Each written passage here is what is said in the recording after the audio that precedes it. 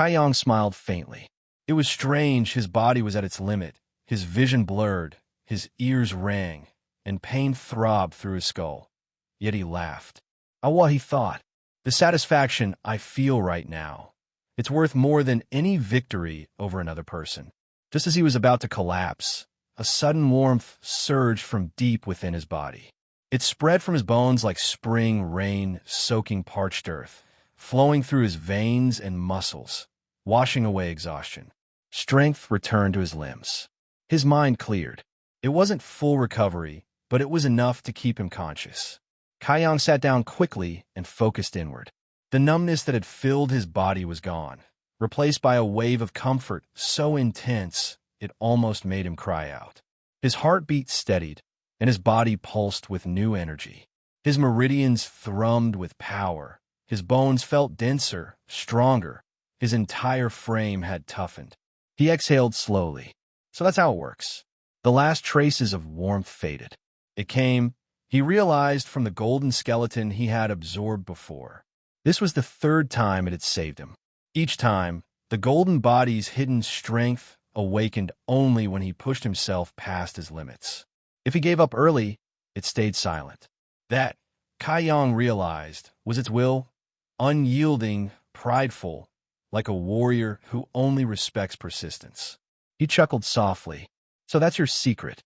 The incense burner beside him gave off a faint, sweet fragrance. The herbs within, the three-leaved chaos spirit flower and dead Jedi tree grass, were meant to strengthen the body, but in this burner their effects were magnified 100-fold. The smoke drained his stamina and dulled his mind until he could barely stand. But if he could endure that breaking point, the golden body's regeneration would awaken and rebuild him stronger than before. A dangerous method, but effective. The incense never stopped burning. No matter how the wind blew, the smoke drifted straight toward him. And when he stood still, it didn't affect him. Only when he moved did it begin its strange work. Half an hour later, feeling mostly recovered, Kaiyang rose to test it again. He took one step forward and felt his strength pour out of him like water through a cracked jar. His muscles trembled, his head spun. Another step, and his body nearly collapsed. Teeth clenched, he forced himself onward. 3 steps, 4, and then darkness. Warmth flared again within him, gentler this time, before he lost consciousness. He repeated the process over and over. Each time, his theory proved true. The incense's fragrance exhausted him, but left no lasting harm. The golden skeleton's energy responded only when he refused to yield. The fiercer his will, the greater the power that answered. It was a brutal training method, one that danced on the edge of death. A single moment of weakness, and he could easily push too far. But Kaiyang was cautious. Each time he reached his limit, he rested before beginning again. By nightfall, the results were undeniable. He could now take 10 steps before collapsing, a far cry from his first 3. Still, he wasn't satisfied. Walking wasn't fighting. Until he could throw punches under the incense's effects, he wouldn't consider it real training. Then came another problem: resources. The herbs burned out in an hour. Training for 8 hours meant using up 14 portions a day. At that rate, his supply would be gone in 2 days. He still had only 38 contribution points left, barely enough to last him. The realization hit hard. What he thought was wealth was nothing but scraps in the grand scale of cultivation. That night, Kaiyang lay awake, mind full of numbers, points, and herbs. Even in his dreams, he saw piles of chaos spirit flowers and dead Jedi tree grass slipping through his fingers. He wasn't the only one who couldn't sleep. Across the courtyard, Sumu tossed and turned in frustration. The more he thought about how Kaiyang had humiliated him earlier, the angrier he became. If not for that fight, he would already be celebrating his engagement to Bossy's daughter. You ruined everything, Sumu fumed. You dared to break what was meant to be mine. There was an old saying, a nobleman takes 10 years for revenge, a petty man takes none. Sumu clearly belonged to the latter. The official duel interval was still days away, but he couldn't wait that long. Fueled by rage, he got up in the middle of the night and made sure to drag his followers out of bed with him. Not long after, A group of half-asleep Sky Tower disciples shuffled into Su Mu's quarters, yawning. "Young Master Su, what's going on?" one asked, rubbing his eyes. Su Mu's jaw tightened. "It's nothing serious. I just can't sleep after what happened this morning." He exhaled slowly, forcing calm.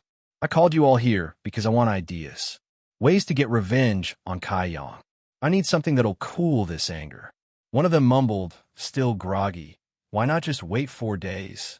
Then you can challenge him again and crush him." Su Mu glared. "If I could wait 4 days, would I have dragged you all out of bed right now?" That woke them up fast. Everyone straightened, blinking away the sleep. Su Mu slammed his palm against the table. "I said think. If none of you come up with something useful, no one goes back to sleep." The outburst jolted the last of the drowsiness out of the room. The disciples exchanged nervous glances, then began murmuring hurried ideas. After a while, one of them, Li Yun Tian, suddenly brightened. "Young master, what if we—" He leaned close, whispering his plan. Su Mu's expression shifted from irritation to delight. He slapped Li Yun Tian's back hard. "Not bad. Excellent. I'll leave it to you." Li Yun Tian grinned, thumping his chest. "Leave it to me, young master." "Good. The rest of you get lost and sleep." Su Mu waved them away. The others, relieved, scattered back to their rooms. Alone again, Su Mu stared into the night beyond his window and smirked.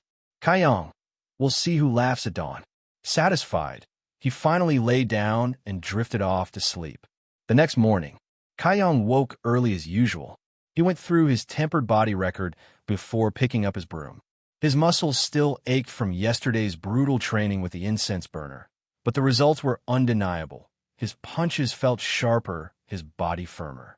He could already sense the incense's pressure mirrored the internal strain of cultivation. If he could adapt to one, he could adapt to the other. "This incense burner is a treasure," he thought, eager to finish his sweeping and return to training. Halfway through, a figure stepped into his path. Kai Yang looked up and frowned slightly. The man's face was familiar, though he couldn't place it right away. The stranger broke into a bright, harmless smile. "Senior brother Kai Yang, it really is you." Editor's note.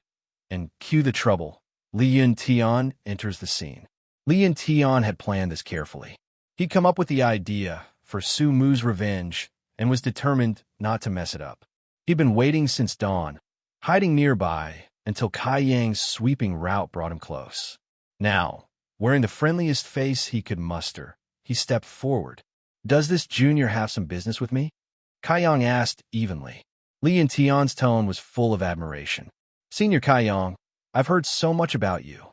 Finally meeting you in person, you truly live up to your reputation." Li Yun Tian nearly gagged at his own words but kept his smile glued in place. "This is serious talk, Junior." Kai Yang smiled faintly. Li Yun Tian grabbed his hand eagerly. "Senior Kai, I heard you taught Zhou Hu a lesson yesterday. You're incredible, really a man of courage. You have a grudge with him?" Kai Yang asked. Li Yun Tian's expression darkened instantly. "Yes, that beast humiliated me before.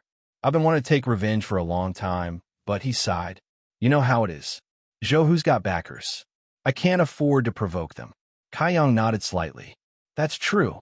Su Mu's support makes him untouchable for most." "Exactly.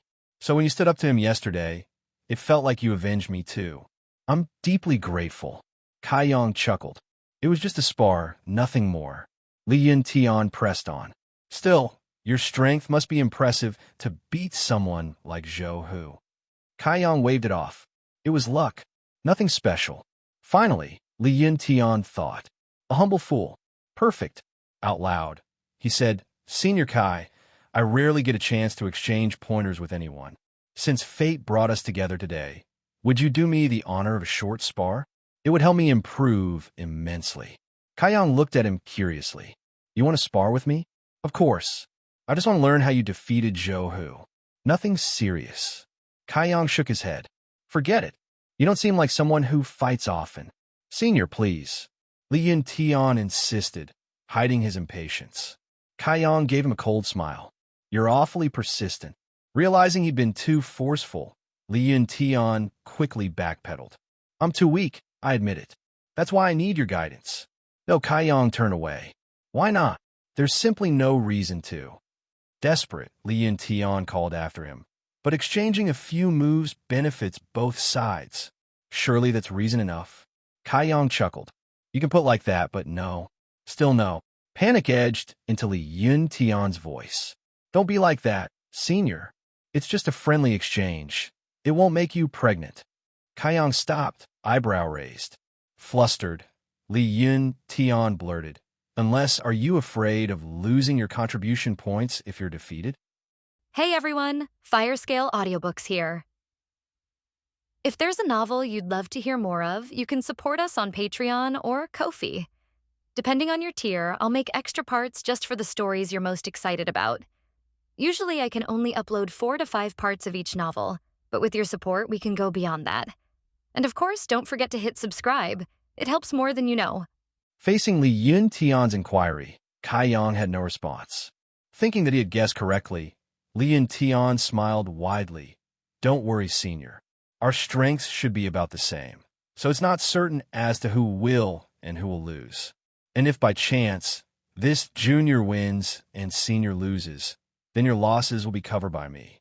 Are you serious? Inquired Kaiyang. This was a rather unexpected. A nobleman's word is his bond. Li Yuntian bellowed loudly. Originally, he thought that he had successfully tricked Kaiyang and had assumed his battle stance. He knew that Su Mu was hidden somewhere in the surrounding area, so if he was able to teach Kaiyang a good lesson, then he would be able to greatly increase his face. But Kaiyang just wrinkled his brows, nearly causing Li Yuntian to stamp foot and curse his mother. This senior is too annoying and like a bitch. How could Zhou lose to this type of person? Senior, do you have any other questions? Li Yuntian was on the verge of exploding in frustration. Oh, although I would like to trade notes with you. Regrettably, I am unable to, as I was already challenged by someone yesterday. If you really wanted to exchange pointers, then you must wait a few more days. Bull. Li Yuntian almost couldn't breathe. Hastily he said, Senior, you can challenge me since I haven't been challenged these past few days. Don't all Sky Tower disciples have the chance to challenge someone every few days? It was like this. Just realizing this now, Kaiyang laughed out loud. Junior brother, these past few years, it has always been me who was challenged, thus I had completely forgotten this rule. Slowly breathing out, Li Yuntian really wanted to spit out all the rage and anger inside of him. After a while, he inquired, Senior, now can we compare some notes? Kaiyang still had another question. Junior, if I really lost, would you really pay me contribution points? I will.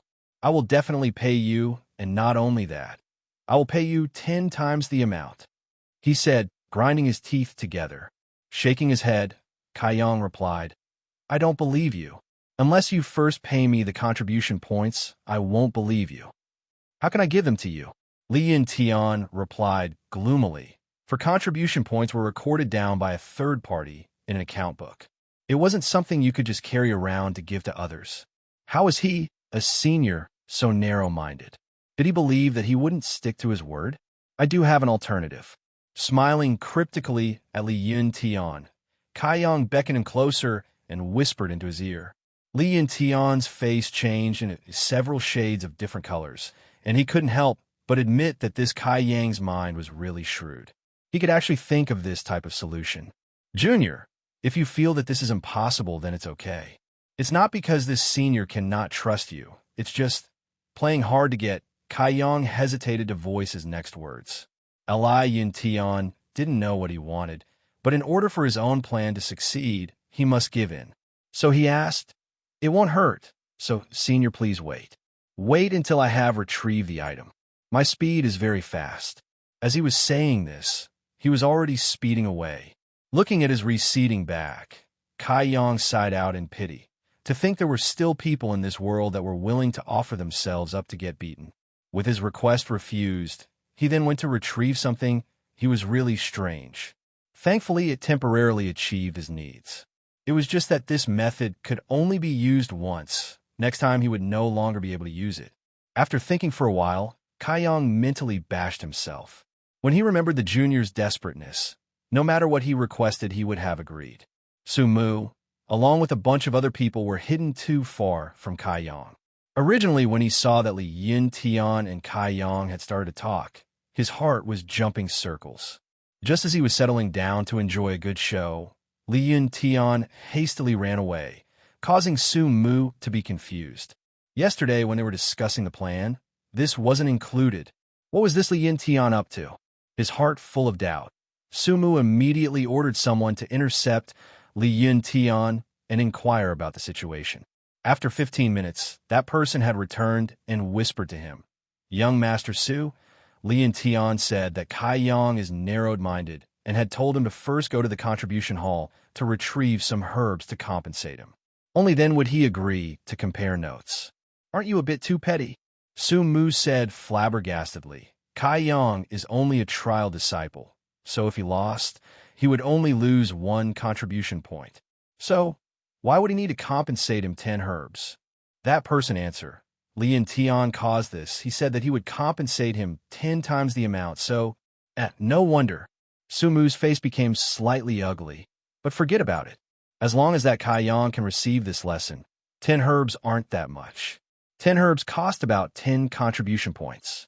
Such a small amount of points weren't put into the eyes of Mu. Since everyone now knew the entire situation, they could only patiently await the battle. Half an hour passed, and Kai Yang was nearly finished with his sweeping. Shortly thereafter, Kai Yang saw a red and tired face. It was Li Yuntian running closer.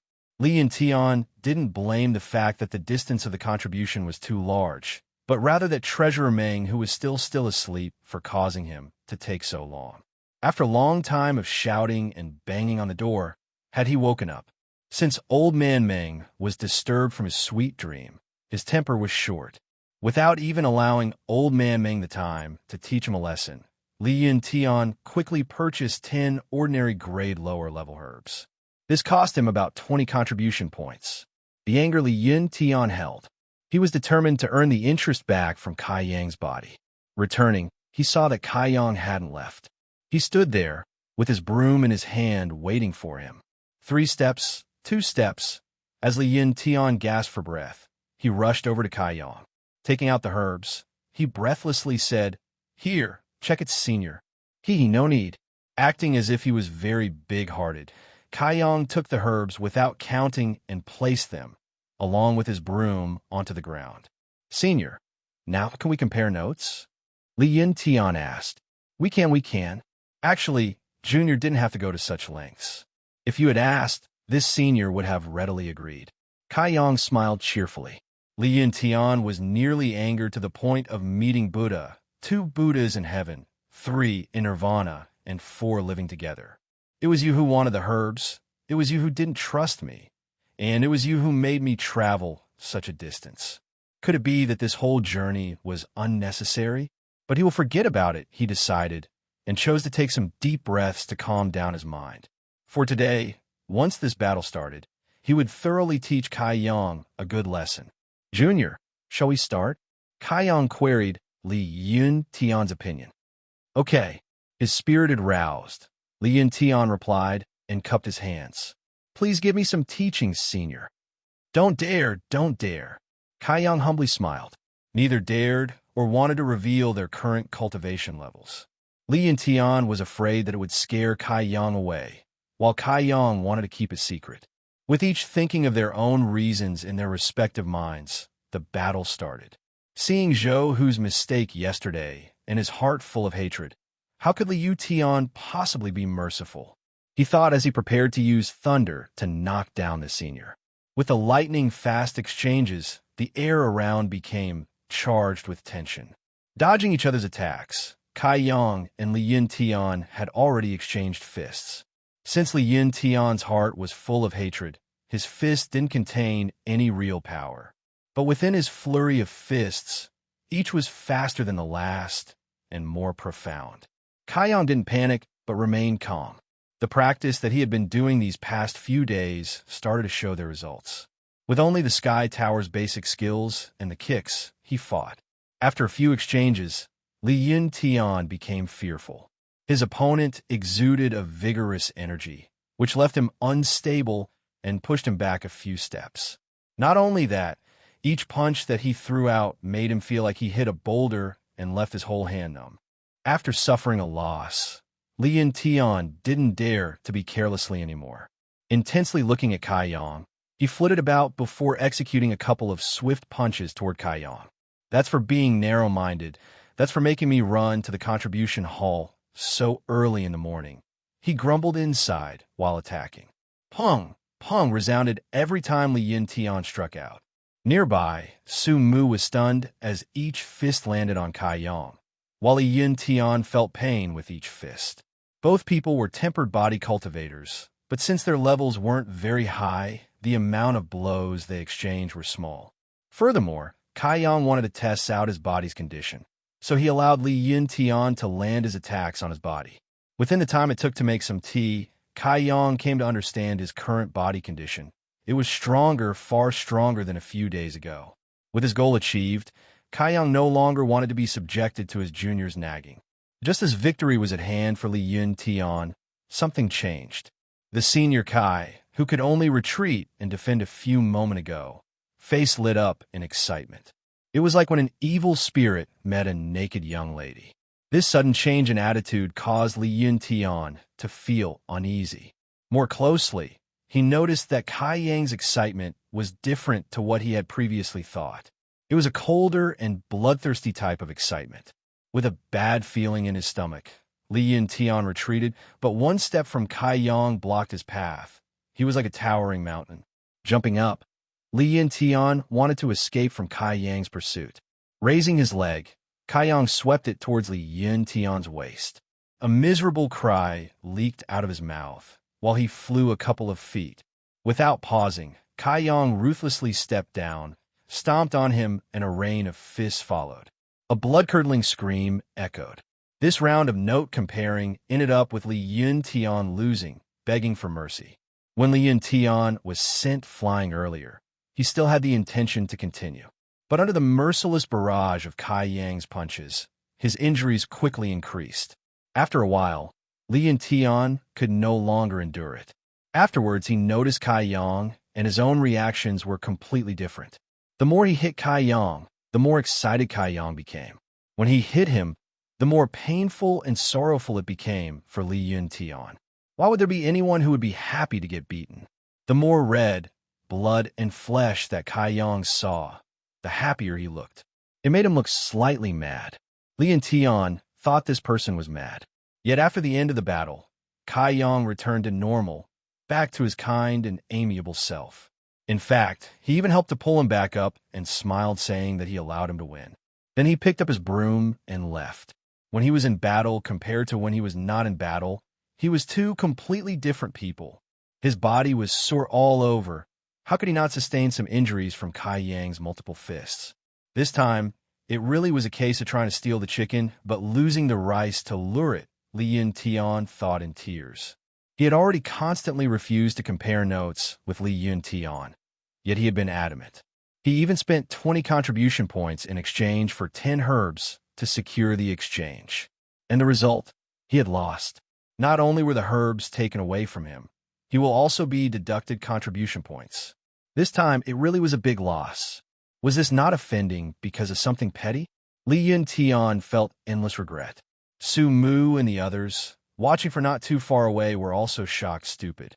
When they saw Li Yuntian and Kai Yang start, they were sorely tempted to jump out and started cheering, for he had finally succeeded in getting Kai Yang to exchange pointers. Soon, Kai Yang was going to be beaten black and blue. Su Mu even had it all planned out. When Kai Yang was beaten, he would go over and give a few extra words of ridicule. That way, he will be able to release some of his heart's anger. But contrary to what they expected, when the battle started, Kai Yang had fought Li Yuntian to a standstill. For while Su Mu thought the things that he saw were a little blurry, suspiciously, he leaned over and asked, "What stage is Li Yuntian again?" "Tempered body, 7th stage, and has already started to train his own vitality. It's just that the time he has trained it is too little, so it cannot be used well yet." "And Kai Yang?" Su Mu asked again. "I think he is about the tempered body 4th stage." His voice a bit uncertain. Everyone was overwhelmed with shock, for despite a difference of 3 stages, he had managed to fight evenly with Li Yuntian, and that was too monstrous. No wonder yesterday's Zhou, who was defeated with only 3 moves. Even with such a large difference, Kai Yang had won. So even if Zhou, who had used all his strength, he wouldn't win. But how could that person, of all these speculations, be that powerful? If he really possessed this type of strength, why would he lose all his previous battles? Kai Yang had been a trial disciple for 3 years already, and year after he was admitted, he was constantly challenged. Every time, until yesterday, he hadn't won a single one of his battles in these past 2 years. The greatest shock that Su Mu and company were to experience had yet to come. They had thought that Kai Yang being able to endure even one of Li Yuntian's strikes was nothing short of a miracle. There was no possible way for him to win. Yet, when Kai Yang really defeated Li Yuntian, everybody was like a crow and peacock, making no sound. They couldn't believe their own eyes. A tempered body 4th-stage practitioner beat a tempered body 7th-stage practitioner. In the couple of 100 years of Sky Tower's history, this type of situation had never happened before. Could it be that even a stinky, salty fish will have a chance to turn over? As he was standing there in a trance, Su Mu felt someone tap his shoulder gently. Turning around, he was greeted by Kai Yang smiling at him while carrying his broom. His face full of affection, he said, "Junior Su, if there will be another good opportunity like this, please remember to notify me as well." "You already knew?" The corners of Su Mu's mouth twitched. Gently, Kai Yang chuckled. "Yesterday, although Junior Li was hidden within the crowd, he was with you. The only good point of this senior is his memory." How sly! Su Mu hated him so much that he gnashed his teeth together vigorously. Only now did he realize everybody had been thoroughly tricked by Kai Yang. "We're both in the same boat." He laughed. "Oh right, I can still challenge someone tomorrow. Aren't we all allowed to request anyone for a battle once every day? Enjoy your day, everybody, and I will come find you tomorrow." Everyone's face immediately became ice cold. Witnessing Kai Yang's current actions, hadn't he experienced the sweetness from this little action? Then when they looked at Li Yuntian and thought how their own strengths were about the same level as Li Yuntian, a shiver ran down their spines. Frightened, they said, "Young Master Su, what should we do now?" Su Mu was also at his wit's end. After all, duels were a long-time tradition of Sky Tower. Which disciple hasn't been challenged before? Although he had someone backing him, he still didn't dare to recklessly break the main gate rules. "Relax. He probably said it to scare you. If he really came to challenge you, I will make sure that he won't be able to walk." Hearing Su Mu say this, everyone felt more secure and relaxed. Kai Yang had thought of this on the spot. All Sky Tower disciples had the opportunity to issue a challenge each day, and since he had never used this privilege before, he naturally had forgotten about it. With today's reminder from Li Yuntian, he had remembered it. 1 battle a day. However, defeating an ordinary disciple could only earn him 2 contribution points, but mosquito meat is still meat. After accumulating them for a month, it would not be a small amount. Besides, on the road of martial cultivation, you cannot close yourself off completely from the outside world. Battling these fellow disciples and exchanging some pointers will not do any harm, and it doesn't take very long. Just treat it like a relaxation activity. You can even earn some contribution points while you relax. What harm is there? Though, the harvest from today's challenge was quite a good one. Not only did he earn 2 contribution points, he also gained 10 strands of much-needed dead Jedi tree grass. This was such a profitable day. If there was someone to give him 10 herbs every day, how good would that be? Kai Yang daydreamed a bit. Returning to his wooden hut, Kai Yang immediately took out the incense burner and lit it. Breathing in the perfume, he started his arduous training. The next day, a whole group of disciples were gathered to practice. They talked and laughed together. Although the work was very tiring, it was done in a festive manner. Suddenly, someone called out in a certain direction, young Master Su." "What?" Su Mu asked dubiously. "He really came." "Who came?" Somewhat impatiently, Su Mu gazed over in the direction the person was pointing towards. There he saw Kai Yang holding his broom and grinning while walking towards them. Everybody's faces fell. Good morning, my fellow brother and sister disciples. You are all such diligent people, practicing so early in the morning. Kaiyang greeted everyone, while purposely looking over at Zhou Hu and Li Yuntian, who both backed away, their faces red. When they thought about the power of Kaiyang's fists, their skin crawled. Why did you come here? Sumu was a bit worried. Although he already knew Kaiyang's motive, he still asked. After all, he had opened his mouth and assured everyone yesterday that he would deal with Kaiyang. To challenge. His smile incomparably wide. Kaiyang's gaze swept throughout the throng of people. Cordially he asked, which fellow disciples haven't been challenged in these past few days? Please allow this senior to test your might. The Sky Tower's main gate rules state that you should not avoid challenges and not shy away from them. Disobey, and you will be expelled. With these rules in place, the people under Su Mu were deathly afraid of Kaiyang. For as long as the opponent issued a challenge, they would have to accept if they had not been challenged in these past 5 days. That would mean, even if they knew they would receive a beating, they could only brace themselves and accept. That day, Zhang San was the one who was challenged. Satisfied, Kaiyang walked away, while Su Mu damned him and hurled curses at his back. The next day, Kaiyang came again. That time, it was Li Shi who got challenged. Walking away satisfied after winning once again, Su Mu threatened Kaiyang nonstop, but it was to no avail. On the third day, Kaiyang had come yet again. It was Wang Wu who got unlucky and received a swollen face and bloody nose for his troubles. Once again, his heart satisfied, Kaiyang left, while Su Mu swore weakly. When Kaiyang had came the fourth time, Su Mu had also learned. Su Mu no longer threatened or cursed Kaiyang, for he knew they were no use because this senior Kai was not afraid of his threats at all. Su Mu only fiercely glared at him, harboring a bone and soul-piercing hatred. Enduring this type of frustrating torment, the people under Su Mu had begun to quit. This was plain bullying by Kaiyang, for there were many ordinary disciples throughout Sky Tower, yet he purposely came to challenge the disciples under Su Mu. It was very clear that he was here for revenge. Not to mention, the amount of people within this group was not small, so he would always be able to find someone to challenge and obtain favorable results.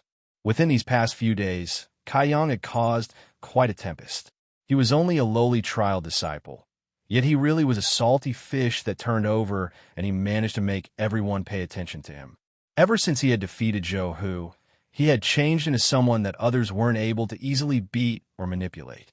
Every day he would go and challenge disciples, and each time he would win. Rumors even stated that Su Mu had gotten to the point that he no longer retaliated.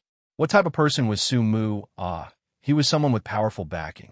Even someone like him couldn't do anything to Kaiyang. So what could ordinary disciples do? Subsequently, no disciples dared to go and challenge Kaiyang.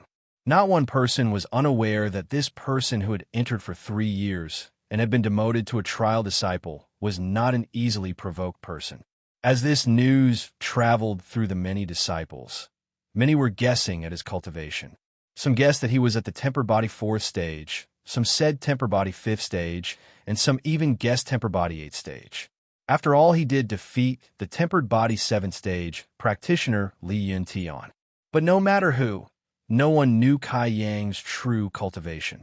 Only Xia Ningchang knew. These past few days, every time Kaiyang went to challenge someone, she was always there peeking. With her natural talent and cultivation, she could naturally see Kaiyang's true level. But since Xia Ningchang could see his true cultivation, she feared him. This junior, when he had defeated Li Yuntian, he was only at that tempered body 5th stage. And with the passing of a mere 4 days, he had risen to the tempered body 6th stage. How did he cultivate? Even if it was her, armed with her special physique, when she was cultivating in the tempered body stage, she had used no small amount of medicinal pellets, yet she wasn't as fast as him. In a state of confusion, Xia Ningchang had sneakily stalked Kaiyang to investigate how he cultivated. Though, no matter where she looked or went, she couldn't unravel the mystery or find anything unusual. He only punched a few fists, kicked his feet, and made himself all weary and sweaty. Xia Ningchang couldn't understand how the basic techniques of Sky Tower could make him so powerful. They weren't even profound techniques. At the end of her investigation, spanning these past few days, Xia Ningchong was left clueless.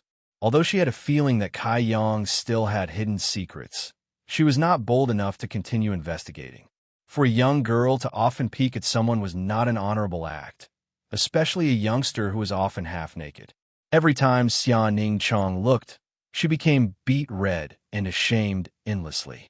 Every time this person trained, he would take off his shirt, as if his bony ribs were something good to show off. However, he seemed to be more robust than before, with more muscles. Thinking back to the time she first saw his, Xia Ningchong unconsciously compared. When she finished comparing, her face flushed red again. With no alternative, Kai Yang could only go to the contribution hall and use up all his remaining contribution points to purchase these herbs. Meanwhile, Kai Yang was oblivious to the fact that he had been watched these past days. Every day, he would sweep his assigned area and then go find Su Mu's group to challenge them. Afterwards, he would return back home to start his training. This was repetitive and tedious work, but also very fulfilling. The incense burner's impact was exceptionally large, and matched with the daily tempered body record training, it had allowed him to break through to the tempered body 6th stage yesterday. This made the atmospheric energy within his body further solidify and stabilize. With just another step, he would step into the tempered body 7th stage.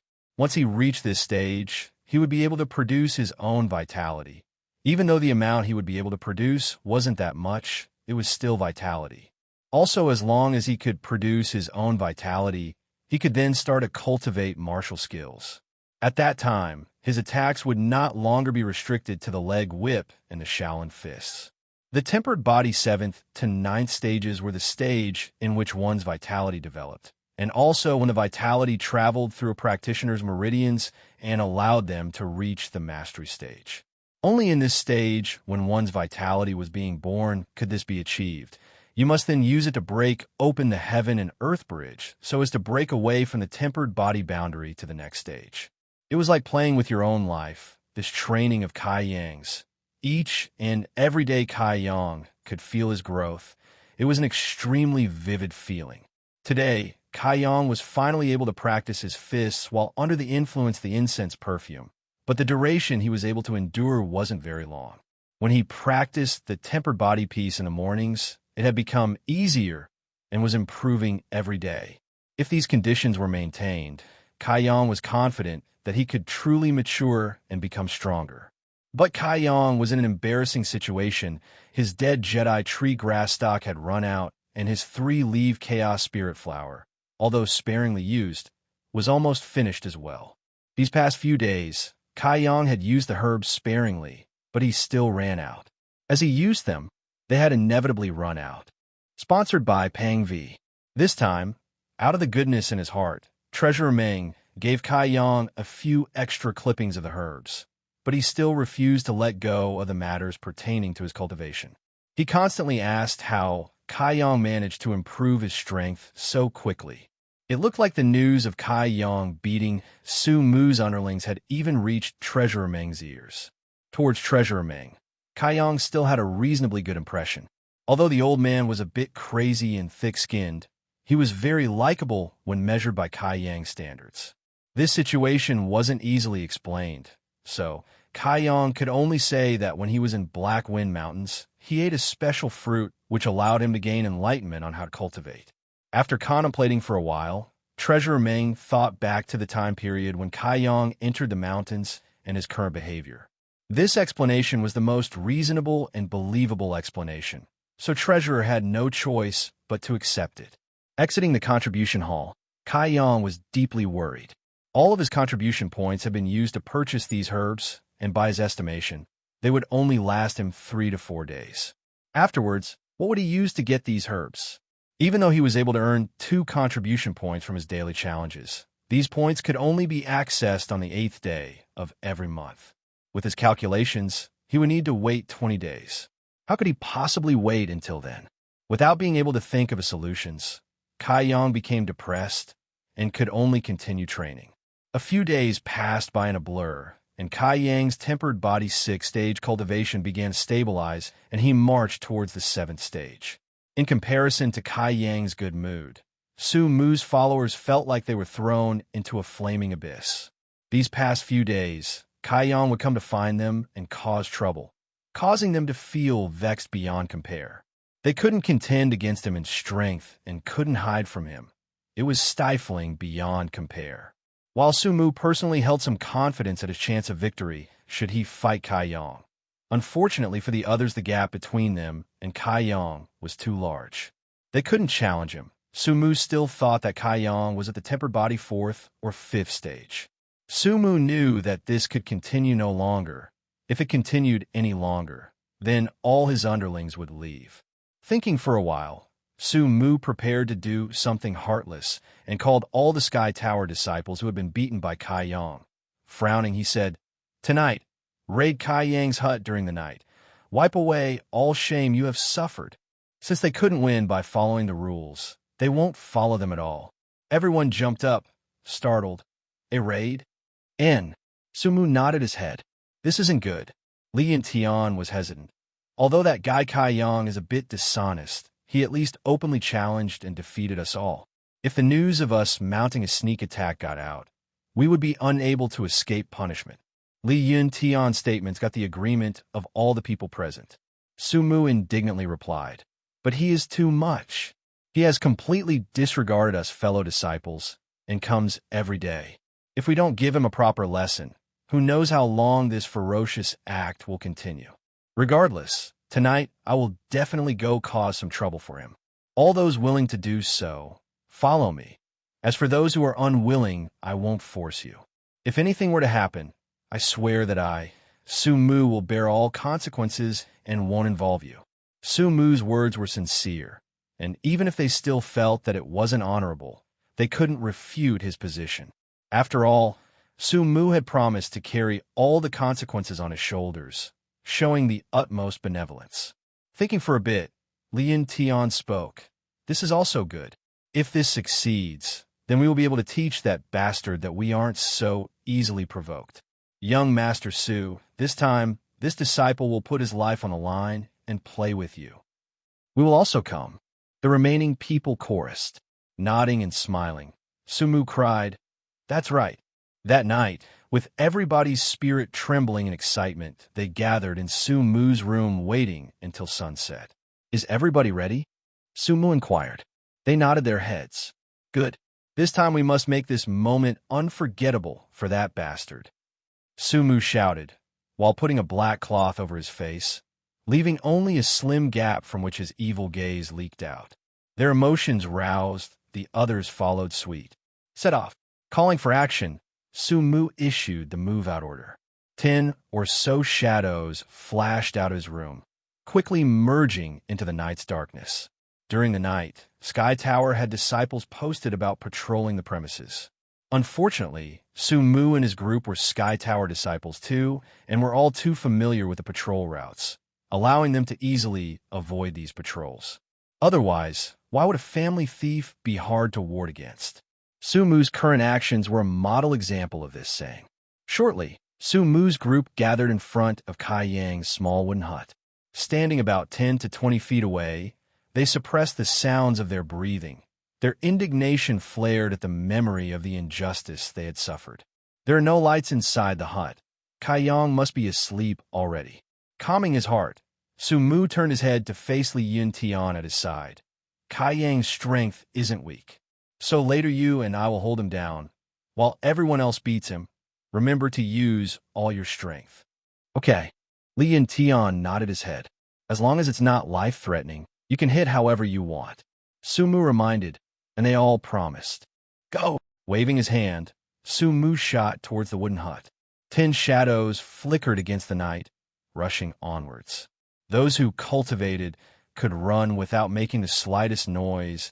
They just needed to suppress the noise of their breathing to hide their presence. Their imaginations running wild, all their spirits rose as they thought about how Kai Yang would look injured and bloody. This past few days, they were tormented miserably by Kai Yang. Even though they were still around 10 feet away, The cold gleam in Su Mu's eyes became more intense, and his lips couldn't help but curve upwards. As the distance shrunk, the wooden hut's wooden door could be seen. In the blink of an eye, Su Mu had already started to reach out to push open the door. Suddenly, a sweet fragrance entered his nose. Smelling this fragrance, Su Mu felt that this fragrance was very strange. It didn't smell very nice, nor did it smell very bad. It truly was a fragrance that he had never smelled before. Although he was a bit suspicious, Su Mu didn't give it any more thought and continued to charge forwards. Stepping forward, Su Mu's body became soft. He narrowly avoided falling. Breaking out in cold sweat, Su Mu recalled just moments ago it felt like all his strength had been sucked out from him. His brain buzzing, mind became muddled. Tiredly, he steadied himself. Taking another step caused Su Mu to directly fall to the ground, nose first. Then two warm streams flowed down from his nose, filling his mouth with a metallic taste of blood. Pop, pop. A series of sounds sounded out and converged towards the wooden hut originating from the Sky Tower disciples that had followed Su Mu. One by one, each of them, like Su Mu, fell to the ground. Each of them felt weak and powerless. All had bloody noses and battered looks. Their anguished wailing resounded out in the quiet night, making it all the more livelier. "What's the matter?" Struggling greatly, Su Mu turned his head towards Li Yun Tian and asked. Li Yun Tian struggled to drag himself back upright, but he was powerless and could only lay on the ground, gasping for breath. This expression was horrendously ugly. Hesitatingly, he said, "Young Master Su, I'm afraid that we have been poisoned." "Poison?" Su Mu turned pale in fright. "In addition, it's a very powerful poison." Trembling, Li Yun Tian reached out with his hand. "Young Master Su, I'm afraid that I can't hold on any longer. You must get revenge for me." After he finished passing on his last will and testament, Li Yun Tian's head fell, and he ceased all movement. Overwhelmed by shock, Su Mu desperately and repeatedly called out his name. But no matter how many times he called out, he couldn't wake him. When he turned his head around again, he saw that of the brother disciples that he had brought with him, none had escaped. All without exception were laying still, making no sound. TL, you would think that Kai Young would have sensed or at least heard all this noise by now. What? _D.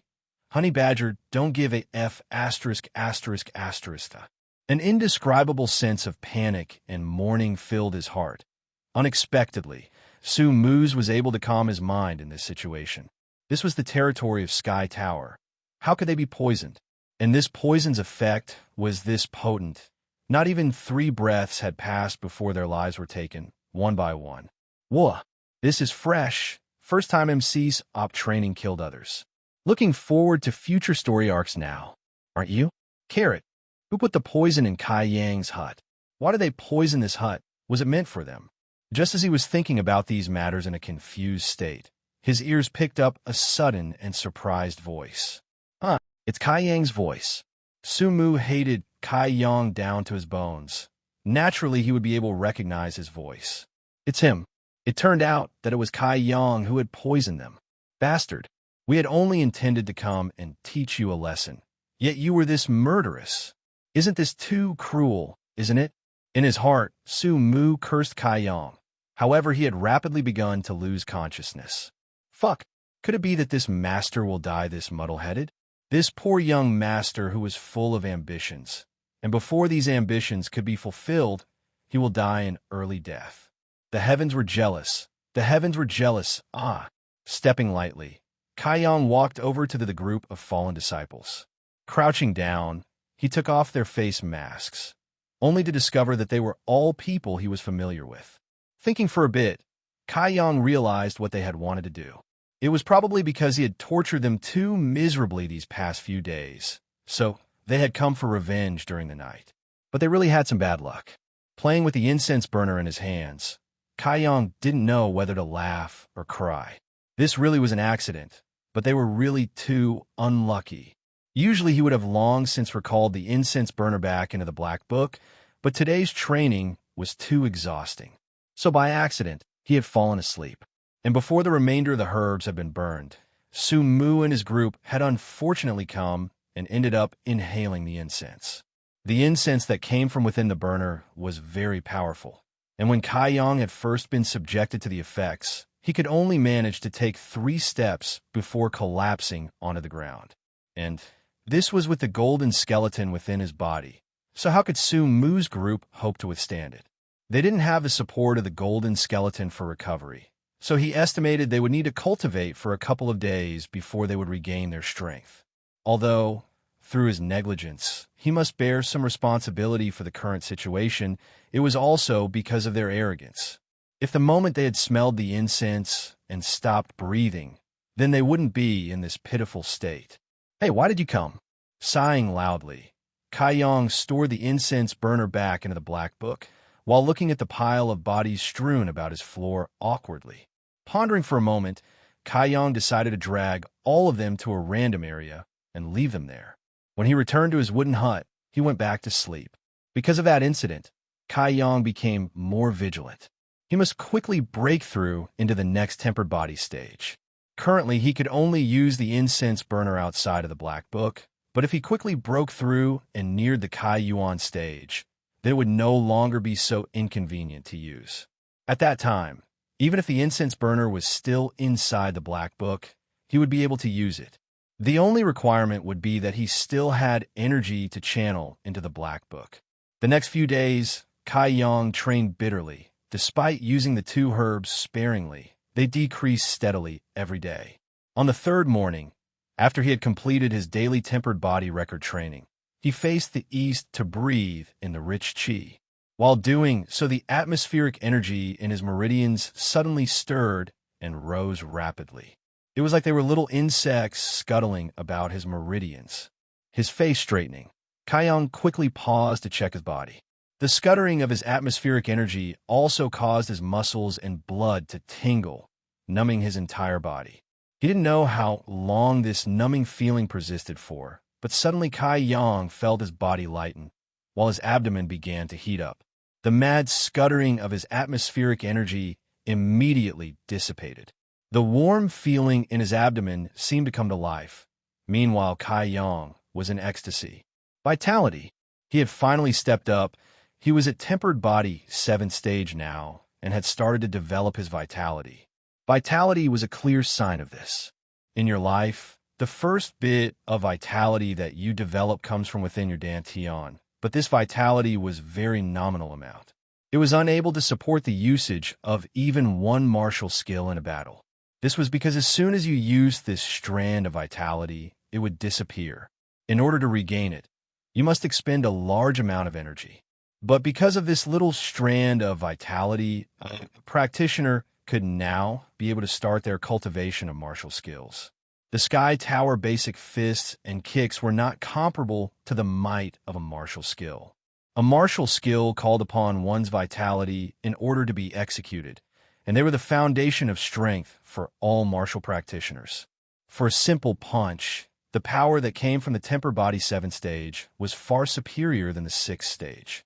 If the temper body 6th stage punch could produce a power of 200 gene, then with the aid of vitality, the punch from the temper body 7th could produce 500 gene or even 1000 gene of power.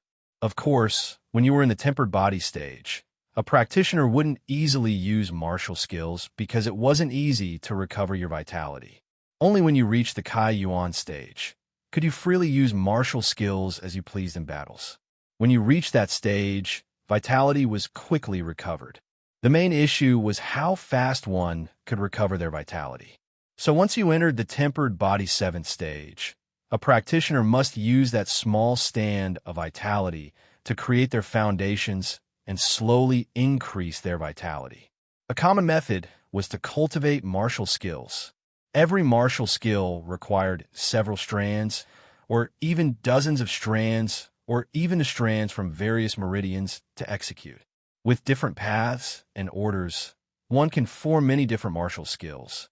While you were cultivating martial skills to increase your vitality, you would open your body's Zhou and naturally progress to the Kai Yuan stage. Every practitioner would do this. Kai Yuan was no exception. Once he knew he had reached the tempered body 7th stage, Kai Yang immediately calmed his beating heart and rushed back into the wooden hut to call out the black book. He flipped directly to the 4th page and earnestly scanned the page. During these past days, as soon as he had broken through, he would try to unlock the 4th page. Unfortunately, he had never succeeded. Kai Yang guessed that he needed the tempered body 7th stage to unlock it.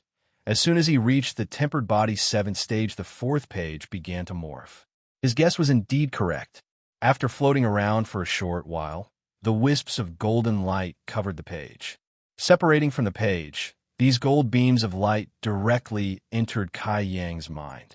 Within his mind, new information appeared suddenly. True Yang tactics. This was the reward that the Black Book had bestowed upon Kai Yang for breaking through. Going over the information, his expression became distorted. This True Yang tactics was slightly different from common martial skills. Normal martial skills had set paths of sequences, and although they could change, they were only superficial changes. They didn't change the base of the skill. They didn't stray from their base. If they did, then it would a completely different skill altogether. But this True Yang tactics didn't. It didn't have set activation sequences and change constantly. It could be described as arbitrary, or you could say that it actually didn't have any singular form. This was the first difference. The cultivation method for the True Yang tactics was also quite simple, but there were conditions to cultivate it. You must cultivate in an environment with plenty of Yang energy to cultivate the True Yang tactics. But through this secret method, once the cultivated Yang vitality reached a certain point, it could be condensed into a liquid form and stored within the Dantian. This was something no martial skill or secret art could achieve, because there will always be a moment when one's body would be filled. Once a martial practitioner was filled with vitality, there was no way to increase the amount, unless you broke your limit. Now vitality, world chi. But the True Yang tactics were different. When you cultivated your Yang world chi to the limit, your world chi would condense into a liquid form and merge with your Dantian. This would cause your meridians to empty, thereby allowing you to continue to cultivate world chi. In other words, if you practiced the secret art, there would be no limit to the amount you could cultivate. However, you needed Yang Qi to be able to practice it without any limit. This was the second difference. With these differences in the origin of the True Yang tactics, it clearly displayed how this skill was far from ordinary. When he started to cultivate his Yang Qi, he would be able to use his liquefied Yang Qi to attack. Contemplating for a while, Kai Yang decided to cultivate the True Yang tactics. Firstly, it was because he had no other alternatives and also had no more contribution points. As a result, he was unable to obtain any martial skills from the main gate. Secondly, it was because he had great confidence in anything that came from the Black Book. The skills obtained from the main gate may not even be comparable to the True Yang tactics. As for the training environment, it wasn't anything to be concerned about. The sun also had a Yang attribute, so as long as there was sunlight, he would be able to cultivate the True Yang tactics. It was just that the efficiency would be quite low. After all, the sun had to shine over an enormous area of land, and given it was providing this in the form of an equally large expanse of light, how much of this could a human possibly absorb? With his decision finalized, Kai Yang walked out of his hut and found a patch of sunlight. Sitting down, he closed his eyes and imagined the path for the True Yang tactics. Concentrating, he began to focus and control the thin strand of world chi within in his Dantian and direct it according to the path from the True Yang tactics. For everything, the beginning was the most difficult part. This saying was not wrong at all. Kai Yang could connect himself to that thin strand of world chi, but to take it and let it travel through his meridians was difficult beyond measure. Under the blazing sun, he trained for the entire day and only increased the thin strand of world chi by a tiny bit, and the traveling speed of his world chi was as slow as a turtle. But in the end, it was the first time he attempted it, so to have this result already caused Kai Yang to be very pleased. This was a cumulative type of training and was not something that could be completed overnight. But in regards to this, Kai Yang was in no way lacking of patience. After 3 days of hard work, Kai Yang finally managed to guide his world chi from his dantian to his chest meridian. With a single thought, the small and considerably weak strand of world chi surged up from within his chest and surged around his chestal acupoint. Following the black book, he knew he must first establish his origin of yang. This was the first step to cultivating the true yang tactics. This origin of yang had no other use apart from assisting him in sensing the yang qi around him. All in all, Kai Yang's strength was far too low, and he still had yet to form his own divine sense. Thus, he was completely unable to probe the area around him to find a dense yang qi area. However, with his origin of yang established, this would no longer be a problem. As long as this was created, then within a certain area, he would be able to pick up even the faintest hints of yang qi. With his strand of world chi moving nonstop within his chest area, Kai Yang's face became tense. He could not allow the slightest carelessness. To form his origin of yang was a very complicated and meticulous task. If there was any errors in the forming process, then all his previous work would go down the drain and Kai Yang would need to start over again. 1 hour passed, 2 hours passed, and Kai Yang, who had been sitting under the sun the entire time, was soaked from head to toe in his sweat.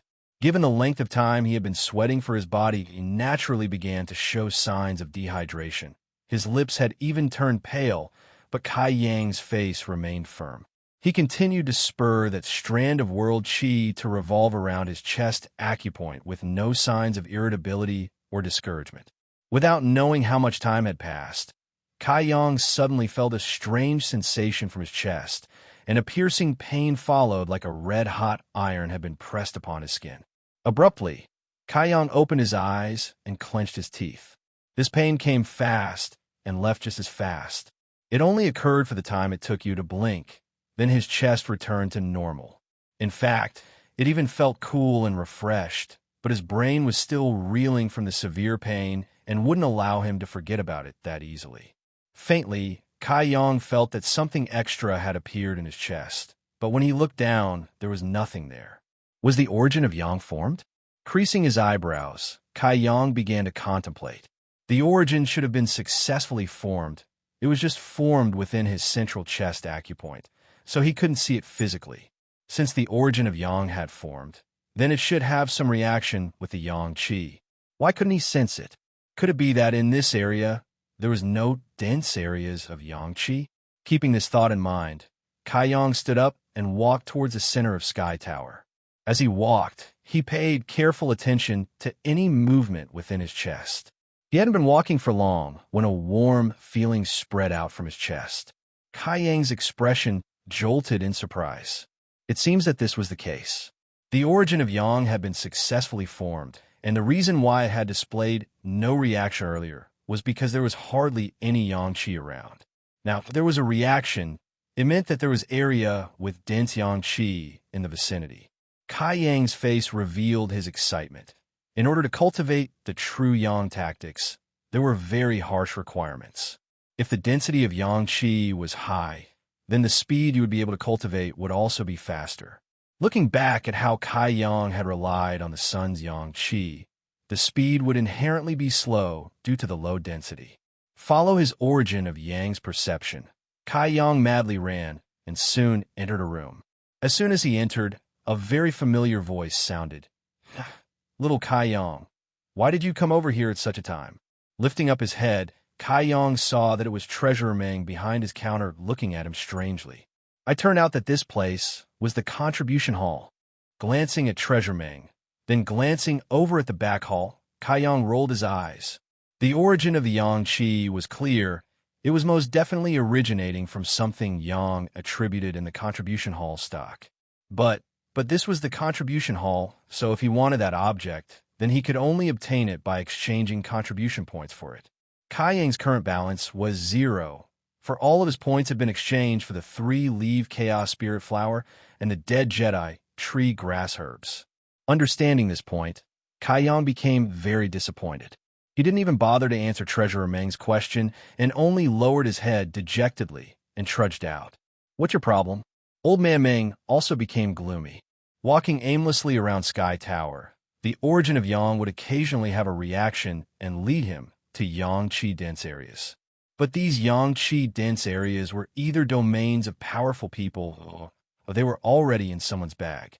Kai Yang even thought about disguising himself to steal one from them. But when he looked at his small and weak physique, then looked at their strength, Kai Yang could only dispel these thoughts. Although he was unable to obtain these yang-attributed treasures, Kai Yang was not left without some gain. Through his many experiments and constant use, Kai Yang's origin of yang could now sense any yang qi within 500 feet of himself. Once his search range reached the distance of 500 feet, he could no longer increase it. It was probably related to his own strength. Once he stepped into the next stage, this area would most likely increase again. After 2 or 3 hours of walking hurriedly around Sky Tower, Kai Yang had almost visited all the places apart from some forbidden areas. Kai Yang had come up with no results, but thinking back, anything that the origin of yang could sense was most likely quite valuable. Since they were quite valuable, would they just be lying around on the road for him to find? Kai Yang's childish ideas were really too funny. Should he make another trip to Blackwind Mountains? The mountain range should have some yang-attributed things, right? Just as he was considering the feasibility of this idea, the origin of yang within his chest heated up. Kai Yang ended up following his origin of yang almost by reflex, and he began walking in that direction. Hey guys, sorry for the delayed chapter release. I had a heck load of exams this week, and school finishes next week. Since my summer holidays are coming up, I've decided to take on a side project. 3 Marriages by Ming Yu Ting Fo. The first 3-4-ish chapters have already been translated by Inno. I will soon start to release chapters once I have them translated and sorted out. Look out for more updates then. Enjoy. Chapter 34, Coiling Dragon Stream. After walking for a short while, it literally stretched across the heavens and earth, mountain stream appeared. A powerful gale blew towards him as if it was greeting him, nearly knocking him over in the process. Turning around and lifting up his head, Kai Yang stared blankly ahead. How could it be here? The channel in front of him was 1,000 foot wide and appeared almost bottomless. It was one of the most mysterious and dangerous places in Sky Tower. Coiling Dragon Stream. Now that you mentioned it, the very existence of this mountain stream was truly strange. This was because Sky Tower wasn't even located in a mountain range, but rather on a flat piece of land. Although it was called a mountain stream, it would be more suitable to call Coiling Dragon Stream a giant crack in the earth itself. It was just that this crack was a bit too big. Coiling Dragon Stream, the most forbidden place of all the forbidden places in Sky Tower. This is because once you entered, fierce winds blew. A single moment's carelessness could cause you to slip and fall, plummeting to your death. This place was also the place where exiled or traitorous disciples were sent. In the past several hundred years, whenever a disciple committed an unforgivable act, they would be given a few rations and exiled to Coiling Dragon Stream. This made Kai Yang extremely confused. For if a disciple really committed an unforgivable act, wouldn't it better to immediately execute them rather than exiling them? Giving them a few rations and abandoning them, there is equal to death itself. Of course, apart from being the place where traitorous disciples were exiled, it was also the number one choice for lovers to commit suicide. There were many such stories floating around Sky Tower. Tear-jerking and heart-wrenching these stories certainly were. They were about lovers who came to Coiling Dragon Stream to die when their partner had perished. In the school, each male disciple would tell 1 or 2 of these stories when they were chasing after girls. If they could make these beautiful females cry, then they would then use their broad and warm chest to comfort these crying females. You couldn't know how many hearts were stirred by these heart-wrenching stories, but nevertheless they were all kept in the hearts of the male disciples when pursuing love. In regards to the information Kai Yang held on Coiling Dragon Stream, he reviewed it once more in his mind. Slowly, he took a few steps forward and looked ahead in doubt. How could there be yang qi inside? Not to mention that this reaction was different from all the previous reactions.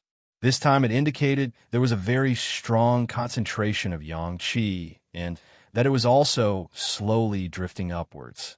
Even though he was standing next to this place, Kai Yang could still sense a small, warm feeling from the open air. This warm feeling was not from the sun. It was several folds more pure than the sun's energy. Thinking for a while, Kai Yang ended up simply sitting down on the ground and diligently started to absorb the energy, disregarding the reason for the dense concentration of energy. To cultivate the true Yang tactics, the more concentrated the Yang Qi was in the area, the quicker you mastered it. Since his current amount of world Qi was very small, the transfer speed of his true Yang tactics was also slow, but with all this Yang Qi to aid him, his speed should be greatly increased. The sun had set, and it was now evening. Even without the sun's Qi, Yang Kai could sense that his efficiency was much higher than it had been the past few days. With his cultivation, he had unexpectedly cultivated the entire night away. It was only the next morning that Kai Yang opened his eyes and inspected his progress. Cultivating with Yang Qi and without Yang Qi, it was truly different. Although he had previously trained under the sun's light, it took him 3 entire days to produce that one small bit of world Qi. But with just one night's cultivation, he had already achieved the same result that took 3 days' worth of cultivation without the aid of dense Yang Qi. It truly made one speechless. The amount of world Qi within him had also increased. It was no longer like a flickering flame caught in a storm. Also, with the increase of his world Qi, his control over it had improved. Since it was the start of a new day, Kai Yang didn't continue, but instead stood up to practice his half an hour of tempered body record training. Next to coiling dragon stream, Kai Yang sweated profusely. Although he had trained the entire night, he didn't consume much stamina, and his mental health was bursting with vigor. After he completed his tempered body record training, he quickly went to complete his daily sweeping. Afterwards, he hurried, bounced back happily, back to coiling dragon stream. Since he had just about consumed his stock of his 3-leaved Chaos Spirit Flower and dead Jedi Tree Grass, the incense burner was temporarily unusable. That left him with only one option of training. Originally, Kai Yang had wanted to go and find Su Mu's group and challenge them to a duel, but it was very strange. Ever since that night, Su Mu's group of people had vanished in a thin air, never to be seen in Sky Tower again. Although Kai Yang had some problems with them, it wasn't to the point of utter hatred and revenge-seeking, and his finding them to battle was only to find some entertainment whilst also verifying his growth. So he didn't take their night raid very seriously. If he was bullied, as long as he gained enough strength, he would retaliate and make them suffer so as to never to have the idea to come and bully him again. Sitting down next to coiling dragon stream and ignoring the blistering wind, strong enough to blow a human away, Kai Yang closed his eyes and concentrated. Slowly, the world Qi within his meridians surged and started to circulate. The circulation of his world Qi felt like it was pulling out a mysterious inner power. This caused all of the pores in his body to open up and suck in the Yang Qi in the air into his body, like a kitten who had just smelt a delicious fishy scent. His entire body heated up like he was bathing in hot water, making Kai Yang feel extremely comfortable. 2 days flew past, and Kai Yang's work had been very rewarding. After these 2 days of cultivation, the world Qi inside of Kai Yang had expanded greatly, and within this world Qi was a small ball of flaming Yang energy. This was a distinct characteristic of cultivating the true Yang tactics. Since the world Qi within him grew by absorbing Yang energy, it would naturally be Yang attributed. Kai Yang didn't know the average amount of world Qi that someone who was at the Temper Body 7th stage would have. They shouldn't have as much as him, though. Although the accumulation speed was very slow, the true Yang tactics allowed him to absorb the Yang Qi around him. How many secret methods allowed one to do such a thing? After Kai Yang finished his training, he slowly opened his eyes. Over the past few days, the accumulated Yang Qi had gradually become denser, and the warm feeling in his meridians had also become more and more distinct. Kai Yang felt that the absorbed Yang Qi would soon reach its limit. Once he had absorbed enough to reach the limit, the Yang Qi would condense into a liquid state. This liquid Yang Qi would then be stored within his Dantian. Such a drop of Yang Qi could be then used in battle, giving him access to unimaginable power, which caused Kai Yang to anticipate such a time greatly. Opening his eyes, Kai Yang prepared to adjust his posture when, from his peripheral visions, he caught sight of a person standing not too far away from him. His expression changed. Since he had been so immersed in his training, he hadn't sensed that person approach, leaving Kai Yang to wonder when they had arrived. The person was standing off to the side and was wearing a cyan robe. His sleeves were elegant, and he was tall with a straight stature. White hair, a mustache, and a thin, wispy goatee hung down from his chin. Looking at him, his age should be about the same as the Contribution Hall's Old Man Meng, but their auras were vastly different. At first glance, Kai Yang felt that his brain had up and gone with the wind. This person's aura and Old Man Meng's lecherous hoodlum attitude starkly contrasted each other. When compared together, one was up in the heavens and the other was down in the earth. Currently, one of the man's hands was behind his back while the other one was stroking his beard while he stood over there gazing down into coiling dragon stream. His gaze was very strange. It was so strange that it was even strangely complex. This man was clearly a learned sage, while also being an excellent martial elder. With this in mind, Kai Yang quickly stood up and called out the standard disciple greeting. Disciple Kai Yang has seen this senior.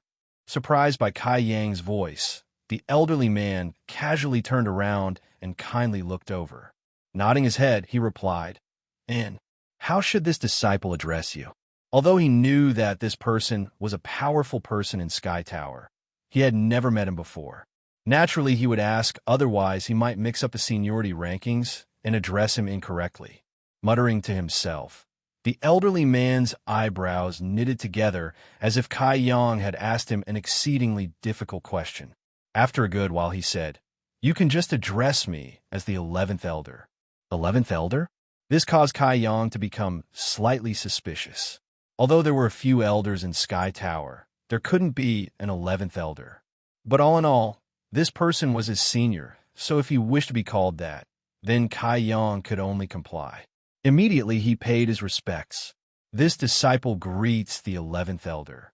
The 11th Elder smiled, and his expression became kinder. Gently, he asked, "Are you practicing your martial skill?" "Yes." Kai Yang nodded his head. "And it's a Yang-attributed martial skill?" "Yes." The opposite party's strength was definitely not weak. Otherwise, how could he sense Kai Yang absorbing the Yang Qi to cultivate? "How is your progress?" "It has only been a few days since I started practicing, so the progress is not bad." 11th Elder once again asked a few more questions, and Kai Yang responded to each one, with his heart slightly moved. This elder was very amiable and gentle, since he treated such a low-level disciple with such care, easily allowing one to have a good impression of him. With great care, Kai Yang thought of a question to ask. 11th Elder, after practicing for a couple of days, there is something this disciple doesn't understand. "Oh, say it so that I may hear it." The elder's spirits were suddenly aroused. "Why is there Yang Qi rising out from below, coiling dragon stream?" Laughing for a bit, 11th Elder replied, "The answer would be that there's a Yang-attributed treasure located down there." Kai Yang didn't know whether to laugh or cry. For this, he could naturally guess. He just had no idea as to what that treasure was. "Do you know how this coiling dragon stream was formed?" 11th Elder suddenly asked a random question. Although Kai Yang didn't know the senior's intention, he could only shake his head. Gazing towards coiling dragon stream, the 11th Elder calmly said, "This was created by a someone's sword strike. TL /000/" Kai Yang's heart shook like thunder. Coiling dragon stream exceeded at least a couple of thousand feet in length. It was unfathomably deep, yet it was unexpectedly created by someone's sword strike. If it had been another person who had told him this, he wouldn't have believed them. However, the person who had told was the 11th Elder, and there wouldn't be any reason for him to lie to him. But what type of person was able to create such a rift with a single sword strike?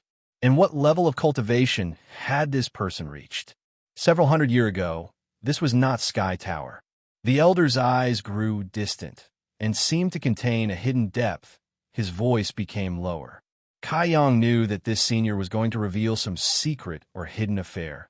and held his breath in rapt attention, staring intently at the elder. Back then, when the founder passed through this land, he met a profound monster by chance. Here, those two fought a great battle. The details of the battle, no one knows, but towards the end, the intelligence of that monster wasn't low. He took out a sword. As he narrated the story, the 11th Elder also was using his hands to gesture around the east and west directions of Coiling Dragonstream. With one strike for the sword, Coiling Dragonstream was created. Asterisk done doing. Asterisk the monster then escaped inside, with the founder pursuing closely behind. With great effort and suffering equal hardship, the founder managed to kill and behead that monster. But that monster's strength was too profound, and when he died, his spirit vanished into thin air.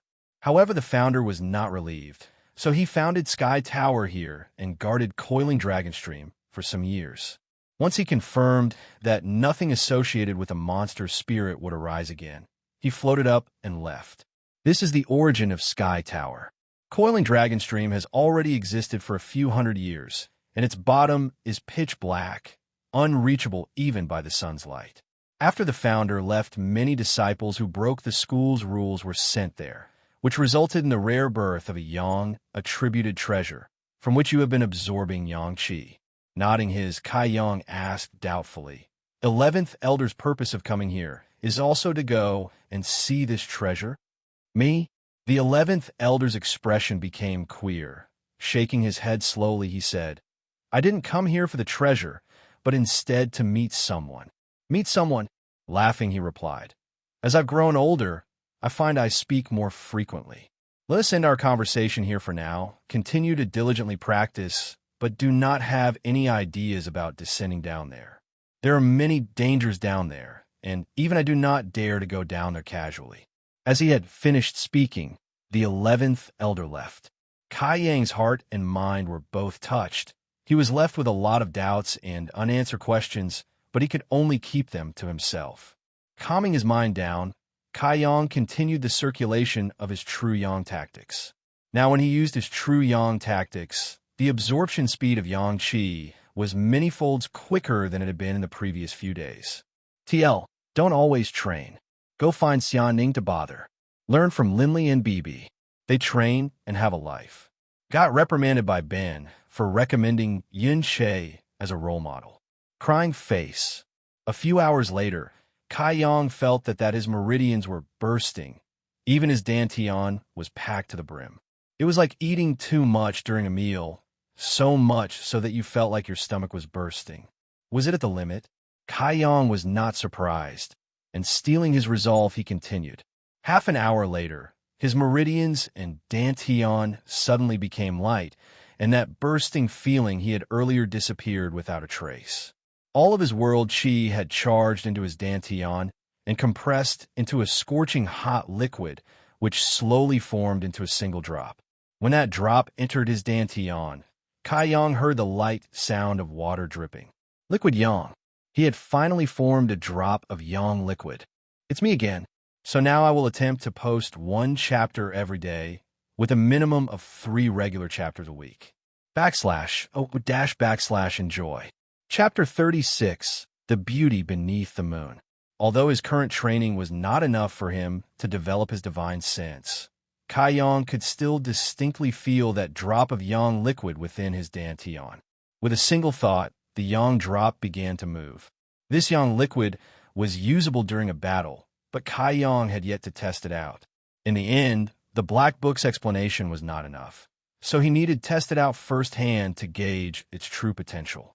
Although he had suffered many days of hardships to reach this point, with the creation of this singular drop of Yang liquid, Kai Yang felt content. With a heart full of excitement, he settled down and cultivated most of the night away. During the latter part of the night, Kai Yang opened his eyes and stopped cultivating. In these past few days, he had constantly skipped his meals and gone without sleep. Although this had brought about great results in regards to his cultivation, it had placed a great strain on his body. In order to cultivate well, you must do all things in moderation in order to avoid long-term dangers. Standing up, He patted his bottom clean of dirt and walked lightly back to his wooden hut. When he arrived, the door to his wooden hut was ajar, alerting Kai Yang. When he had left, he distinctly remembered that he had closed the door. Cautiously, he walked over and softly pushed open the door. Peering inside, the scene that awaited him momentarily stunned Kai Yang. It was like it had been taken directly out of a painting, something from a dream or fantasy. It was that otherworldly.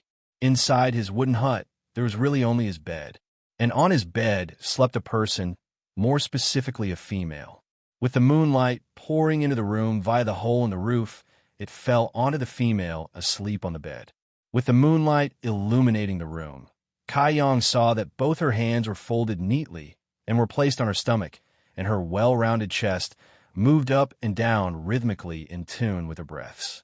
Under the moonlight, the neck and skin of the lady was as white as sparkling ice. It was accompanied by silky, onyx black hair that spread out around her head. Her shoulders made her seem delicate and fragile, while her earlobes excluded a kind of temptation. TL, this author's tastes are weird. First, hairy legs, now earlobes. Backslash, because she was laying down, her slim legs, her slender waist, and her beautiful body were displayed to Kai Yang in full. He couldn't see her face due to the cicada-thin veil she wore, but on her sleek forehead, there rested a blue gem. This was the only piece of jewelry she wore, and although it was not that expensive, he thought it perfectly complemented and highlighted her frosty and pure aura. The hazy moonlight illuminating the room seemed to enhance her beauty as well. She looked as if she was an immortal from the Moon Palace, for from head to toe, there was not a single flaw to be seen, and not a single part of her didn't emit a divine aura. She lay there comfortably, as if she would never wake. Unable to make sense of the situation, Kai Yang's heart soared. Usually Kai Yang wasn't an emotional person, but this picturesque scene moved him greatly. Even if tens of years passed, he would never forget this scene. Curious, Kai Yang cautiously walked over, forcibly suppressing his breathing and heart rate, afraid that they might wake her. Drawing closer to the bedside, the distance between them was now very short. Kai Yang hurriedly observed the situation. He discovered that it was the same as his guess. This female was the same female disciple that had nearly bumped into him outside the contribution hall the other day. TLA, it was Xian Ningchong. Isn't everybody happy? Laughing face. It was just that her aura that day was completely different to the one she was exuding here and now. Currently, she exuded a divine and untouchable aura. That day, she appeared shy and timid, with a fresh and adorable feel.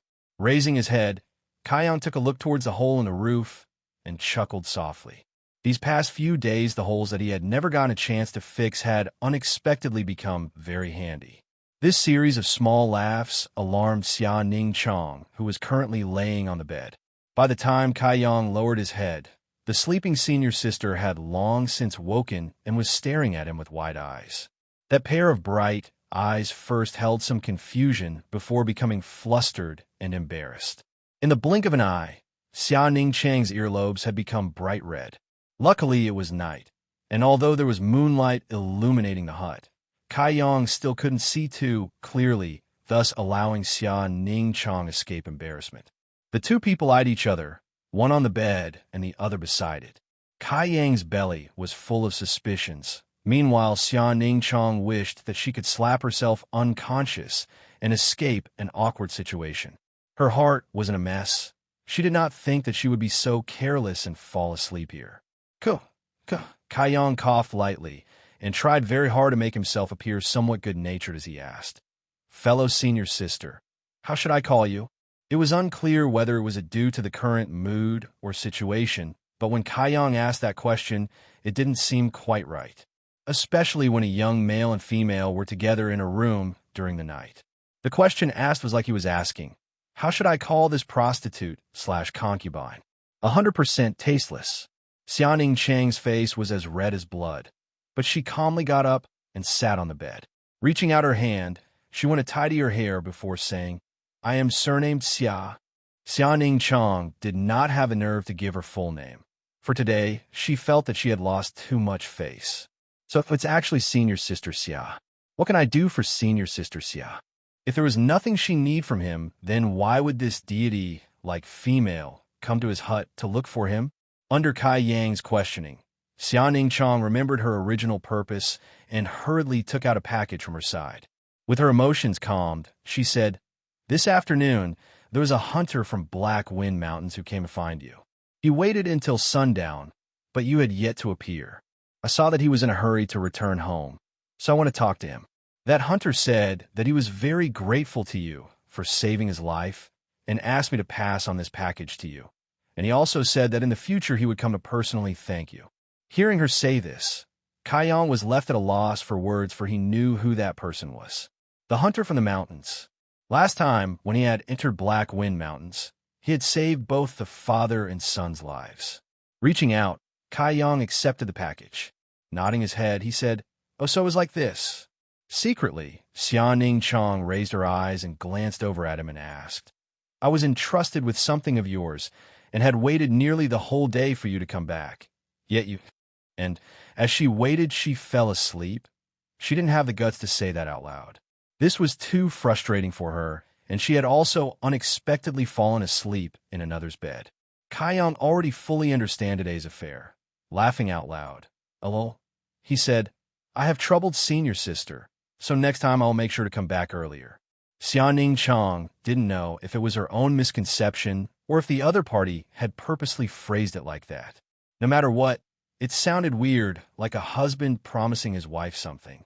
Nibbling her lip, Xia Ningchong replied with some dissatisfaction, "It doesn't matter if you come late or early. The package has already been handed over to you. I shall take my leave now."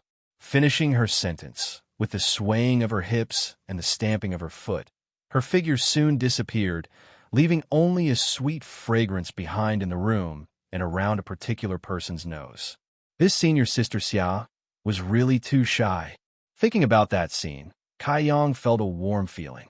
Turning around, Kai Yang went to open the package left behind by the hunter. Opening it, Kai Yang found that it contained 2 cyan-colored long gowns. These gowns were made stitch by stitch, thread by thread, and the needlework was dense and clustered.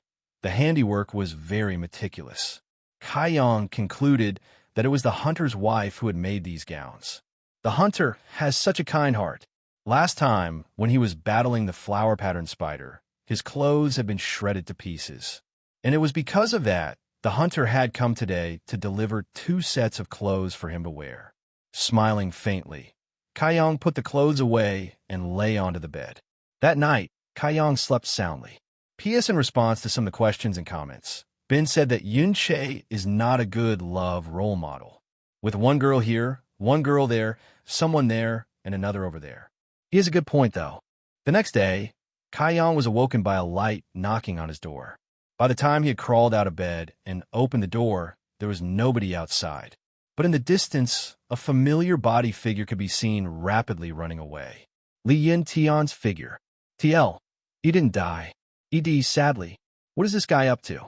Perplexed, Kai Yang didn't know what to think until he noticed a letter had been placed on his doorstep. Opening the letter, he read the contents and was unsure whether to laugh or cry. There were a few words written on the letter, however, they were written in blood. "Dear senior brother, long time no see.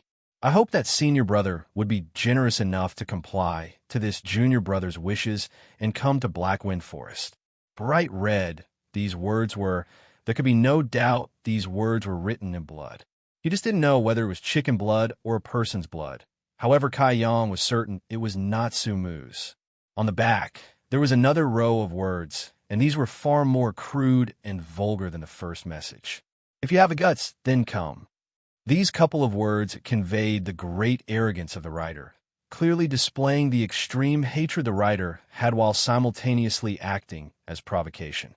It was probably because Su Mu was afraid that his invitation would be rejected by Kai Yang, so he added an extra sentence on the back to attempt to provoke him into action.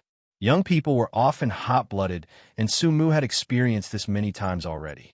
He was already long used to this, and was very experienced with regards to using it to his advantage. Scrunching up the bloody letter in his hand, Kai Yang slowly shook his head. In regards to Su Mu's provocation, Kai Yang didn't take it too seriously. Perhaps Sumu really had some grudge against him, but Kaiyang was different. His mentality was different. His goal was different.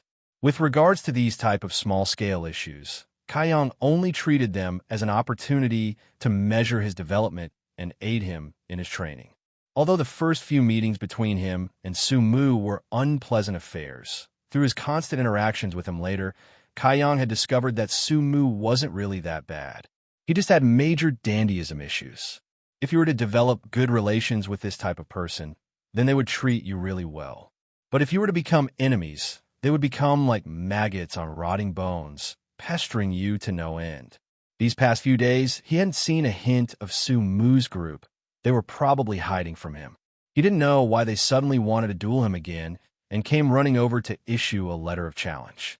Originally, Kaiyang didn't want to pay too much attention to Sumu, but when he was doing his daily sweeping, he thought about the challenge and decided to go. Sumu was undoubtedly a petty person and had chosen to ignore the main gate's rules with regards to issuing a challenge and instead used a letter to issue his challenge. He probably intended to make his fight a group one rather than an individual one as per the main gate's rules. The selected location also raised many questions. Blackwind Forest was located at the base of the Blackwind Mountains. It was a pine forest and as such a great place to dispose of a person. Although the group of people who hung out with Sumu didn't number that many, only Sumu had reached the Tempered Body 9th stage. Li Yintian was at the Tempered Body 7th stage, while the rest were either at the 5th or 6th stages. Kaiyang didn't know whether or not he could win, but he really needed a proper battle in order to fully understand his current progress. Not the kind that disciples usually held. Currently, Sumu was personally waiting on Sky Tower's road towards the Blackwind Forest. Not a single person was hidden in ambush. He stood there valiantly. Full of vigor, he stood there. When he thought about his failure a few nights ago, his fully unconscious, embarrassing state, Sumu's face became really ugly. That night, he didn't even know what had happened. All his fellow disciple brothers who had come with him to Kaiyang's small wooden hut had fainted suddenly. It had happened all too suddenly and mysteriously. It wasn't until the next morning that they managed to wake up. Although it was summer and sleeping outside wouldn't do them any harm, there were still a lot of mosquitoes. When they woke up, everybody felt like a couple of hundred bumps had formed all over their bodies. An unfathomable amount of mosquitoes had bitten them and drank their blood while they dreamt. Tieller, here come Amazi's winky face. The following couple of days, Sumu's group had all been bedridden and were in an extremely weakened state. After they had healed, all the disciples Sumu had taken under his wing had run away from Sky Tower. If they couldn't afford to offend Kaiyang, then why couldn't they run away instead? Yesterday, when he was informed that Li Yintian had learned his first martial skill, Sumu's flame of revenge was once again ignited. So he sent Li Yintian to give Kaiyang a letter of challenge with the fight to be held in Blackwind Forest. The reason why this duel wasn't held in Sky Tower was because Sumu didn't have a lot of faith in Li Yintian. If Li Yintian were to once again lose to Kaiyang miserably, then the remaining people would flock to spectate. What main gate rules? To hell with the rules, for he only wanted to beat Kaiyang until he looked like a pig. If he couldn't release this resentment within him, then he would surely lose his head.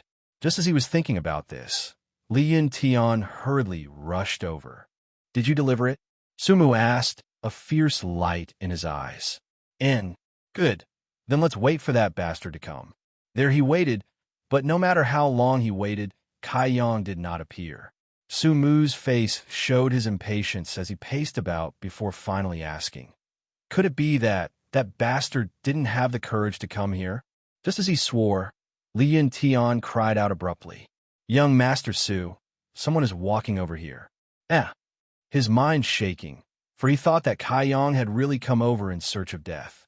When he went to look, the person who was walking over was not Kaiyang. "Young Master Su, it's people from the Storm House," Li Yintian reported as he continued to observe the approaching group. And the lead person seems to be Chung Xiaofeng. Chung Xiaofeng. Sumu's expression became cold as he turned his head to look at the incoming group. It really was Storm House's Chung Xiaofeng who was leading a group of people. They arrogantly approached Sumu. Young Master Su, do you want to take a walk and avoid them? Li Yuntian asked hesitatingly, for he knew that between Su Mu and that Cheng Xiaofeng, there was some history. Both of them were cultivators at the peak of the temper body stage and had crossed paths many times over these past years, with about the same amount of wins and losses belonging to each. If they were to meet right now, there would certainly be some friction. Avoid what? Su Mu responded coldly. Does he have the qualifications to make this lord move for him? Li Yuntian didn't reply, for he knew that this matter was related to one's face for these two. Su Mu was a very proud person. How could he possibly move aside for another? But the number of people in the opposite party was quite a lot, so if they really started a fight, then his side would suffer. As they were speaking, Cheng Xiaofeng had already spotted them from afar, and his expression immediately became cheery, and he said some things to the people following behind him. Their pace noticeably hastened. Not long after, the two parties met up with each other. Although Su Mu's group was occupying the road that led to Blackwind Forest, this road was a four-way intersection that also led to the residences of Stormhouse and the Blood Group. It also continued throughout the whole of Sky Tower and its various buildings. With the positioning of Su Mu's group, it was equivalent to blocking Cheng Xiaofeng's path. I didn't know who it was that dared to block my way, but it turns out it was actually Su Mu. Walking up, Cheng Xiaofeng looked down at Su Mu in contempt while sizing him up. His voice was slightly mystifying. Su Mu just rolled his eyes and continued to stand there with a back as straight as a javelin stick. He wasn't even in the mood to bother with him. This blatant disregard made Cheng Xiaofeng somewhat displeased. Good GG, younger brother Cheng, they are ignoring you. A tender voice sounded. It was pleasant to hear, but gave one an unrestrained feeling. Following the sound of the voice, Su Mu looked over to see a lovely-looking young lady standing behind Cheng Xiaofeng. This young lady wore a loose jacket with a hint of her pink shoulder showing, while emitting a porcelain doll-like aura. Her skirt barely covered her bottom, revealing half of her. Her white legs were also revealed, and her jade-like feet were enclosed in a pair of wooden shoes. Small and exquisite jewel-like sparkling fingers were accompanied by a pair of seductive eyes. P.S. The author actually wrote in the Ross, so I don't really know or want to know what means. I want to keep my innocence. And I'm already hating Cheng Xiaofeng and that girl with all my heart now. Kaiyang hurry up and appear to help Su Mu beat up these pompous people. The young lady and Su Mu's ages weren't that far apart, but the way she walked was much more adult, with her hips swaying seductively. With 1,000 different techniques to seduce, bursts of ferocious waves were coming from her chest, making all those who saw her faint-headed. At such a young age, she already had the air of a mature woman. It was just that this air had yet to fully develop, so it seemed a bit unnatural. Who may err? When he saw this young lady, Su Mu's expression couldn't help but change. His mouth widened into a smile, and his gaze swept across her body. Unconsciously, he swallowed a mouthful of saliva. TL. LOL. Her name literally means to enchantress. Stop gawking, Su Mu. You're embarrassing. Even Su Mu had reacted to such a degree, let alone others with less self-control, like Li Yuntian. Every pair of eyes were like the eyes of dragonflies and locusts, glued onto Humayer's body. As they stared at that well-developed figure, their breathing gradually became ragged and their shameful inner selves were revealed. Although, throughout the lands, pretty boys and girls were not scarce. Those of exceptional beauty, like Humayer, were exceedingly rare. Not to mention that she was only a 15-16-year-old girl and still had skin so tender it was out of reach even for those using the latest Nivea skin creams, which just added lethality to her body's killing power. Li Yuntian and the others were only boys still in puberty, adding to that their vigorous chi/energy, so when they saw such a stimulating scene, their reaction was imaginable. But the various reactions of the boys from the Sky Tower's pavilion didn't enrage or disgust Humayer. To the contrary, she seemed to enjoy their reactions. Placing her hand cutely on her mouth, she said, "Bitch, please." Didn't say it, not really. It seems that younger brother Su recognizes this older sister. Su Mu coughed a bit and forced himself to straighten up his expression. With his face a bit red, he replied, Naturally, I recognize you. Cheng Xiaofeng was the leader of the tempered body practitioners at Stormhouse, while this Umayyar was the leader for them at the Blood Group. And this female's personal status was not ordinary, for she was the daughter of the Master of Blood Group. It was just her reputation wasn't very good, not to mention that the Master of Blood Group, Human, did not control her and allowed her to act however she wished. Although Umayyar was still young, the number of people that she controlled was vast. Only today, the reason why she was walking with Cheng Xiaofeng was a mystery. Could it be that he had also come under her wing? Thinking of that, Su Mu became endlessly envious. Previously, he had been envious over Cheng Xiaofeng's luck with women, but now he had been subdued by a woman. When he thought about that, not only did a strange smile appear on Su's face, but when he glanced over to Cheng Xiaofeng again, a look of contempt appeared on his face. His gaze made Cheng Xiaofeng extremely uncomfortable, while the Sky Tower Pavilion people's eyes were still glued on Umayyar's body spinning around in circles. Su Mu was staring at him and put him in a bad mood. At that moment, he took a few steps forward and cut off their view of Umayyar. This seemingly casual movement caused Umayyar to purse her lips in amusement. Su Mu, tell your people to make way, Cheng Xiaofeng said with a gloomy face. He didn't even bother to say a few words of courtesy. Su Mu only he sneered. The great road goes to the sky. Each one walks their own path. So how could we be blocking your way? TL. He is like a sound effect that the author included. I did too, since it sounded kind of funny. Yes, Cheng Xiaofeng replied with a hazy expression. What if I do not move aside? A measure for a measure, Su Mu asked, for the tension and friction between the two people was not the kind developed overnight. Due to this, they were each far too clear on each other's methods. So what did Su Mu have to fear? Younger brother Cheng, younger brother Su standing here is nothing important. We could just take a detour. No one will say anything about you. Umayyar suddenly butted in and said. It looked like she was trying to peacefully resolve the problem, but in reality, she was fanning the flames. Su Mu secretly called her a slut, for this woman's mind really was too sinister. As soon as she became a member of Blood Group, she was all too eager for the animosity between Sky Tower Pavilion and Stormhouse to reach the boiling point and for a fight to erupt. As Cheng Xiaofeng heard Umayyar's words, his originally hesitant expression instantly hardened and became decisive. Sneering, he said, If you don't fuck off now, you will regret it. He purposely acted tough in front of Umayyar. How could he back down now? The corners of Umayyar's mouth twitched into a smile, while she watched the two people with a gaze full of interest, while taking a few steps back in expectation. If you have the guts, come and try. Su Mu laughed coldly back at Cheng Xiaofeng, while Li Yin Tian and the others stepped up behind him. You brought this upon yourself. Laughing suddenly, Cheng Xiaofeng waved his arm, ushering everybody behind him forward. Charge! His voice firm, Cheng Xiaofeng rushed out toward Su Mu while throwing out a fist at Su Mu's face. Su Mu laughed and responded with a palm. At the moment of the collision, Su Mu was pushed back a dozen or so steps before he managed to steady himself, while Cheng Xiaofeng had a calm look. His body remained still. Did you break through into the Kai Yuan stage? Su Mu's face changed greatly, for when they had exchanged fists, the world chi that Su Mu felt from Cheng Xiaofeng was stronger and denser than his own measly tempered body 9th stage world chi. This was clearly strength gained from breaking through to the Kai Yuan stage. Cheng Xiaofeng continued to charge towards Su Mu, all the while smiling incessantly. Su Mu, you and I started cultivating at the same time, but there are great differences between people. From now on you, Su Mu, can only follow Cheng Xiaofeng's steps. You can only eternally dream of surpassing me.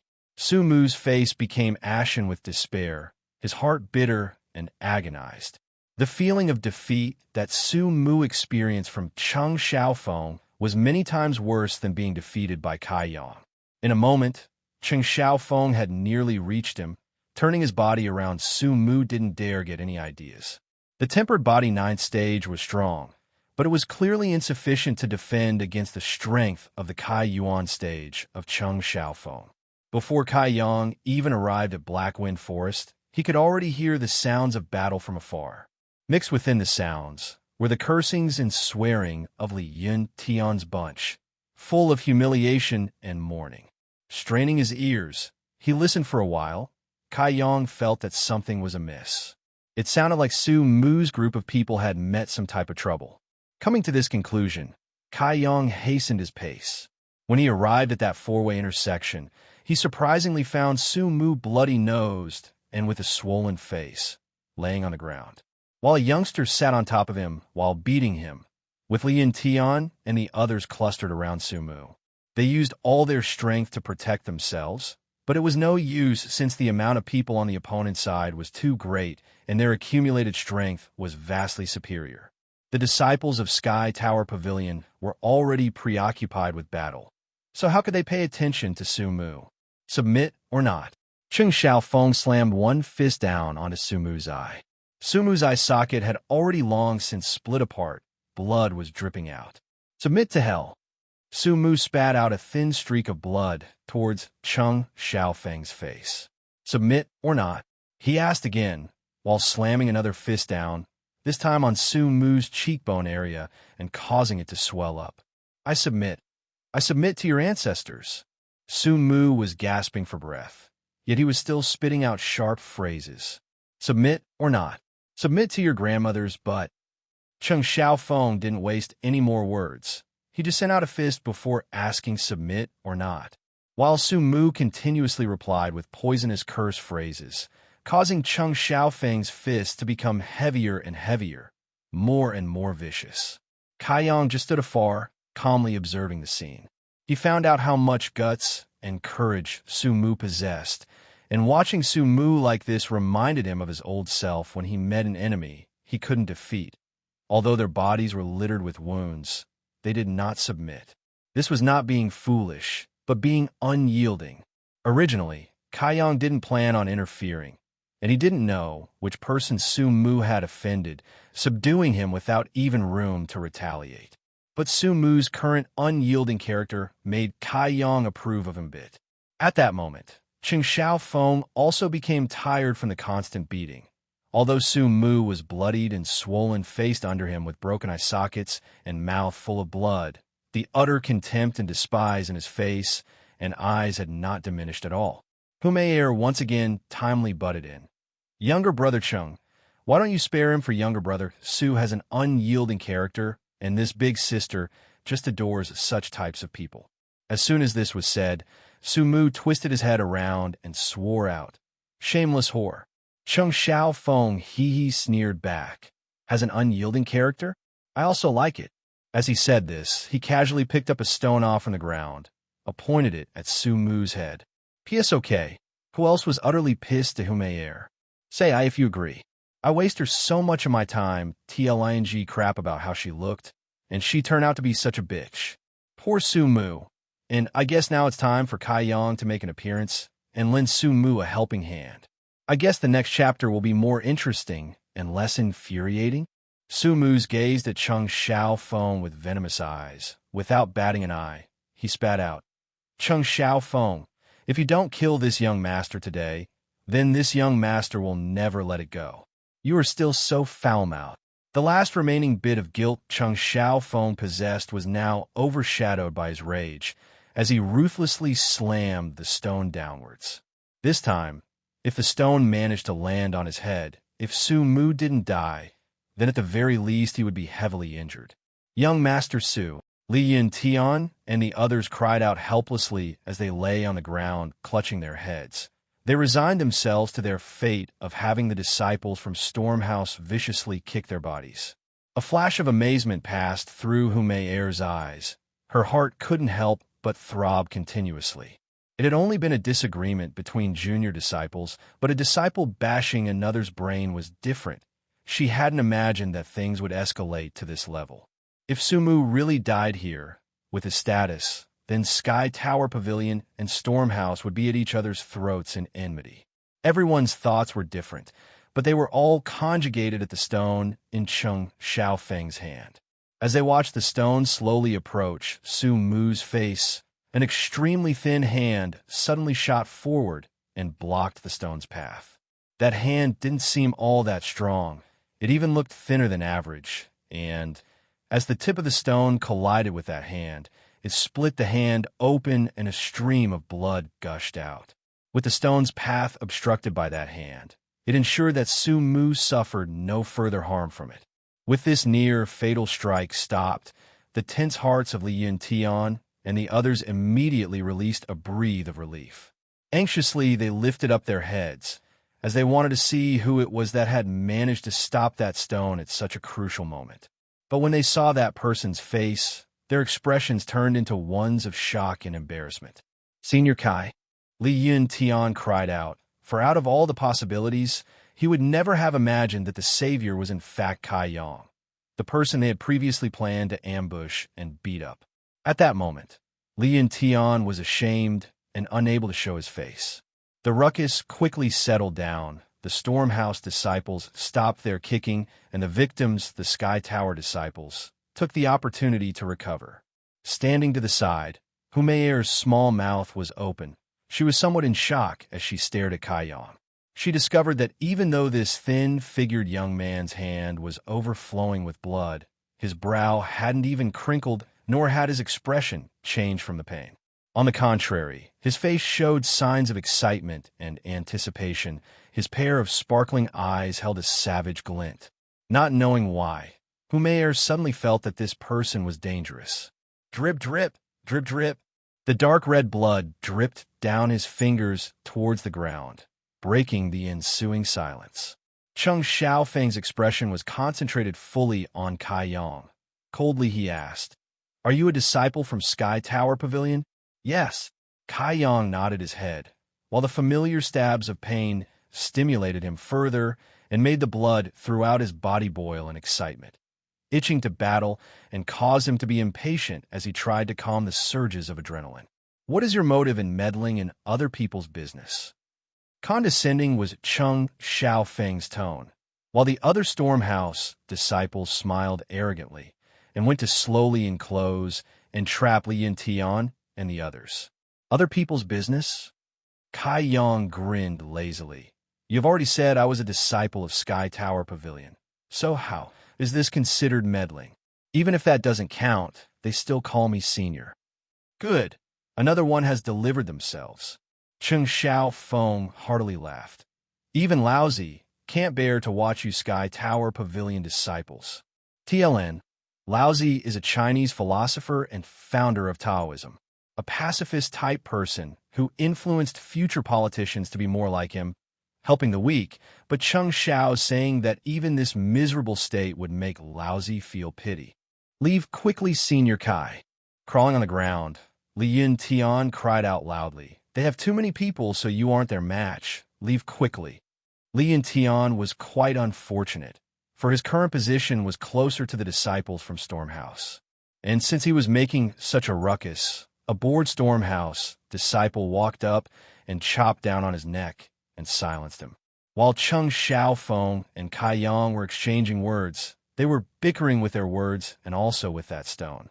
Cheng Xiaofeng forcibly used all his strength, but it was like the stone had grown hands and was clutching onto Kai Yang's hands. Cheng Xiaofeng had already reached the Kai Yuan stage, while the figure in front of him was skinny and lanky. A simple breeze could blow him over, and to top it off, this Sky Tower Pavilion disciple was only at the tempered body level. There was no way such a person could win against him. Cheng Xiaofeng. This caused his mind to flare up in anger. Immediately, he released his hold and called out, "Beat him for me." The surrounding Stormhouse disciples heard the command and threw themselves towards Kai Yang. Promptly, Kai Yang moved his body, still clutching the stone that was dyed blood red, and threw the stone towards a nearby Stormhouse disciple. No matter what, this fist of Kai Yang's couldn't match up to a weapon, but even though he only held a stone, it was still mightier than a simple fist. Taking the opportunity, before the Stormhouse disciple reached Kai Yang, he was assaulted viciously on the head by that stone. It cut open the side of his head, revealing the red flesh beneath, while he fell to the ground. Even though he had hit a person, Kai Yang didn't stop there. In fact, his movements became sharper and sharper. Like a hawk closing in on a rabbit, he did the same to another Stormhouse disciple. Kai Yang's strikes were very fierce, his methods cruel, and far from what anyone had imagined. In an instant, he had dealt with 4 Stormhouse disciples. Meanwhile, the stone had now crumbled to pieces. Throwing out another fist, the stone bits flew out like hidden weapons, dense and closely packed. The stone bits flew out in all directions. A wave of miserable cries rang out from the Stormhouse disciples, clutching their cheeks, for no small amount of people had been injured as they hissed and cried out in pain. Taking advantage of the opportunity, Kai Yang threw out 2 more kicks and sent 2 more disciples flying away, but he had also started to be drowned by the remaining people. The amount of Stormhouse disciples was not a small amount, and although Kai Yang had dispatched a couple of people, it was still difficult to match up against enemies from all 4 directions. Ping, pang, the strikes collided. Kai Yang seemed to stumble. Meanwhile, a few more Stormhouse disciples collapsed, their bodies scalding with red-hot pain. The true Yang tactics that Kai Yang had cultivated had finally, at that moment, displayed its might. All of his fists and kicks were enveloped in Yang Qi. So how could they, at the tempered body's 6/7 layers, resist? Not to mention, these were only ordinary strikes that didn't even utilize the Yang liquid. If he had used the Yang liquid, Kai Yang's strength would be even more powerful. It was just that over these past few days, he had only condensed 1 drop of Yang liquid. So how could he bear to use it here? The number of Stormhouse disciples that were defeated by Kai Yang was no small amount, but he didn't have an easy time either. After all, he was only at the tempered body 7th stage. Furthermore, he had yet to cultivate any bodily movement martial skills. How could he possibly avoid all of the attacks rained down upon him by this horde of people? Dripping down the side of Kai Yang's forehead, his blood flooded. This scene was replicated on his arms and legs, with bruises appearing all over his body. But not only were these injuries unable to impact Kai Yang's fighting strength, they actually made him more and more difficult to attack and caused his strikes to become more and more ruthless. From his bones, a warm feeling seeped out, causing Kai Yang to have an endless amount of power. Accompanied by this warm feeling, not only was his strength replenished, but it also caused his attacks to become slightly more powerful and also gave him a burst of speed. Kai Yang really didn't know the mystery behind the golden body, but every time he sustained injuries, every time he got hurt, they would stimulate the golden body's healing effects. Injuries and pain would thus only make him even stronger. The observing Hume Air was subjected to extraordinary scenes again and again. Her small cherry-colored lips had yet to close. Originally, she thought that this Sky Tower Pavilion disciple would be speedily dealt with, and then brutally beaten by Cheng Xiaofeng's people. But the current battle results were vastly different from her battle forecast. There were about 10 collapsed disciples from Stormhouse's side, not to mention first couple who were rendered unconscious by the stone. The rest were all lying on the ground, rolling about in pain. Their skin steamed and was fire-red in color. Is this person using world chi to battle? Hume Air was shocked beyond compare. For those temper body practitioners to use their world chi, the more they used it, the less they had. It was far too hard to recover at the tempered body stage. This was equivalent to digging one's grave. Wasn't he afraid that his current actions would impact his future development? P.S. Haha, I was a bit too angry over Hume Air. But DMR. The reason why I didn't like her not because of her using her natural assets, but because she was acting all cutesy and adorable, but in fact she's cruel and calculating. I hate women like that. I have no problem with cute girls, but if you fake it, ugh, then I can't stand them. Also, please join me in saying thank you to Sid K. If you don't want your name to be used, just put a note. Nervous face. The high-tension battle continued with Stormhouse disciples continually collapsing, but for every disciple that collapsed, Kai Yang gained a new injury. With his constant battling, Kai Yang's robes had long since been dyed red with blood. Gasping out for breath, the veins on his neck protruded out distinctly. With bloodshot eyes, his entire being seemed to have turned into one of a bloodthirsty beast. Unbearingly, Su Mu lay on the ground in pain as he stared blankly at Kai Yang's mind-shaking battle. Each time he knocked down an enemy, another would rise, leaving an inexplicable feeling within Su Mu's heart. Today's affair was caused by him, and Kai Yang was also his enemy. yet he had still come to help him avoid certain death. Although he was determined to help, his strength had been exhausted due to beating he had received from Cheng Xiaofeng. Pum! It sounded out. Another Stormhouse disciple was sent flying to the ground. When he landed, he howled in immense pain.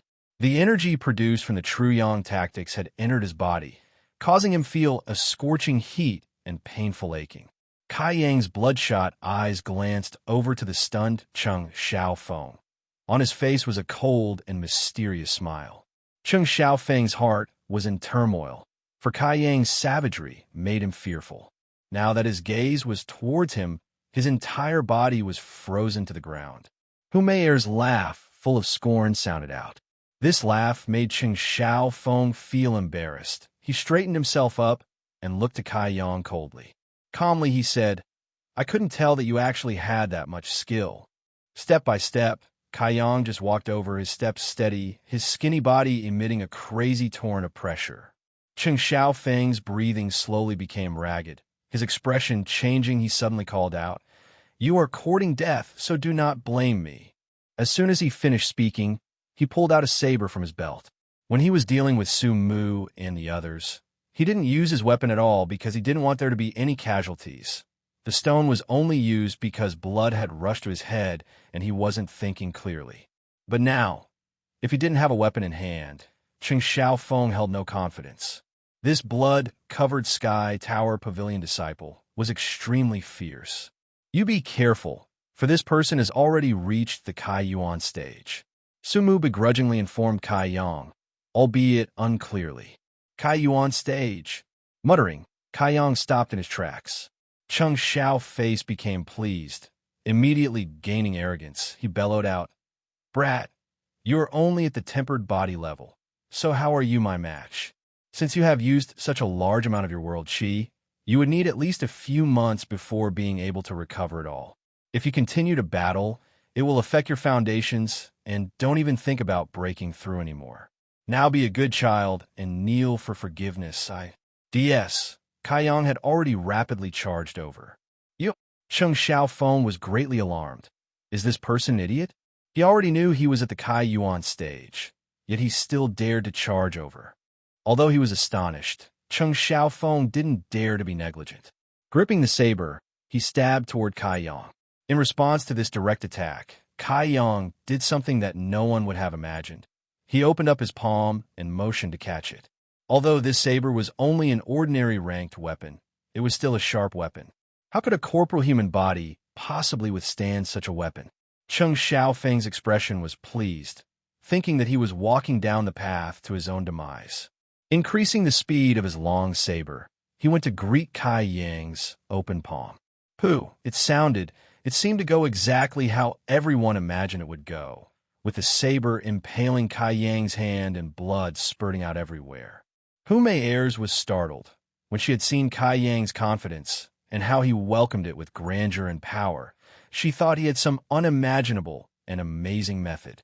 But now when she saw that he was so easily injured by Cheng Xiaofeng, she couldn't help but feel disappointed. In the end, the person didn't amount to much and only had foolishness. Before Hu Meier's thoughts were finished, they changed by 180 degrees. Even though Kai Yang's hand had been pierced, he didn't stop and still closed in towards Cheng Xiaofeng.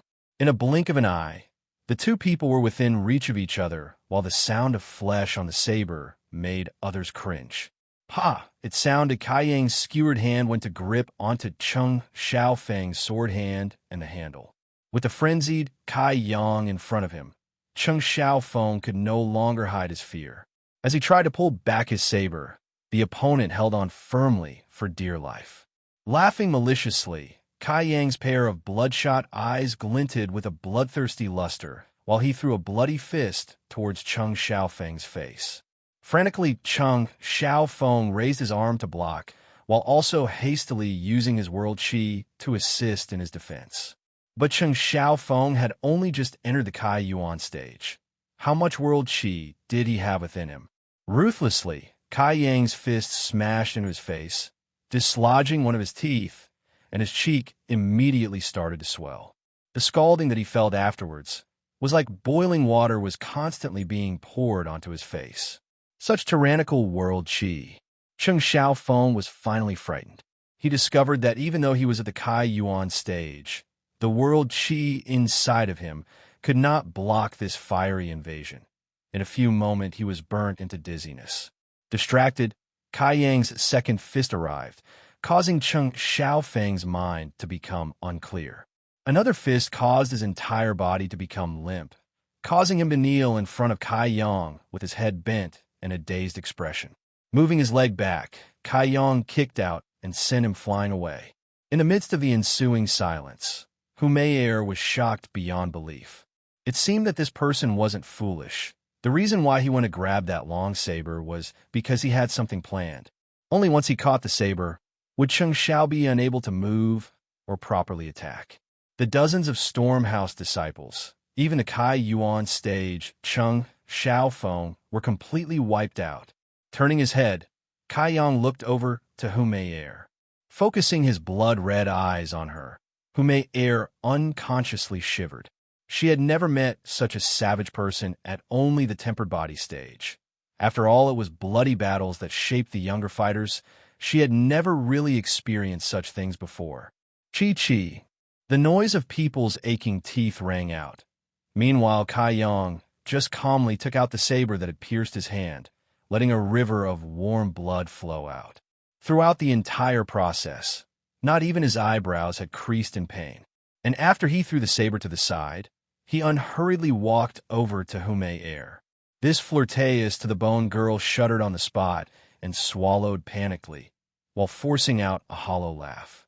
As she smiled, Kai Yang had already reached her and had her slender, white neck within his bloody grip. As her feet were lifted off the ground, she let out a muffled cry. From within Hu Meier's throat came a fiery cry, and a groan that seemed to be lost in her daydreams. Leaning over, Kai Yang looked at Hu Meier, all the while laughing coldly. Nervously, Hu Meier's heart thumped, and quickly she went attempted to explain, "I'm not together with them, for I am from the blood group. I also have not raised my hand against the Sky Tower Pavilion's people." Really? Kai Yang smiled meaningfully. And when Hu Meier saw that she could still talk with this person, her heart calmed down. Although she was female, she was stronger than Cheng Xiaofeng, but she had no real dominance. Like powerful aura. That was because of the physique. You are such a powerful person. Picking up her courage, Hu Meier extended one green, white, jade-like hand and placed it on Kai Yang's stomach. Shortly, a few of drops of blood landed on her hand, and she didn't go to wipe them away. She unexpectedly put her finger in her mouth and sucked on it. In that moment, those ruby-red lips appeared thrilling and alluring to touch. Her mesmerizing, erotic eyes flashed with a mysterious light. P.S. This was a very him chapter. I mean, it was great and questionable. The end was very him. But enjoy it. Laughing face. I'm getting why to bias too. I don't know. Are you this powerful in other places too? Hu Meier's sharp and watery eyes looked at Kai Yang mysteriously, her words explicitly clear. This type of open and brazen enticement, as long as it was a male, then I'm afraid they wouldn't be able to resist. Not to mention Hu Meier, because she was also quite attractive, her figure was not bad. So many people were already thinking about it. A series of sounds came from all directions, the sound of people simultaneously swallowing their saliva. Sumu's group of people were already weak in body. Now with this type of stimulation, their blood rushed to their heads, their lower parts stuck up, while some fainted on scene. TL, blood rushed to my head too, crying face man. Kai Yang also felt a burning sensation rise upwards, his Adam's apple bobbed a bit. His breathing became rough, and his grip on Hu Meier's neck involuntarily increased in strength. Hu Meier delicately gasped. Her body squirmed a bit before angrily speaking. "Why do you still not let go?" While she said that, she also reached out a tender hand to gently prise open Kai Yang's hand. It's unknown whether it was an accident or if it was on purpose. All in all, she had moved Kai Yang's hand and placed it on her plump and well-rounded chest. An astonishing amount of elasticity and warmth passed on through his hand, and Kai Yang clearly felt a defined peak from the palm of his hand. This type of stimulation caused the blood flowing from his wounds to increase a bit.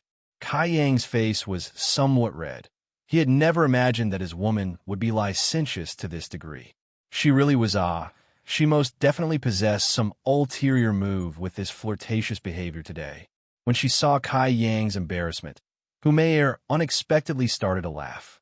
Exhaling, she said, "What do you want to do?" As Kai Yang looked down at Humayr, he felt like a dog that had bit a hedgehog.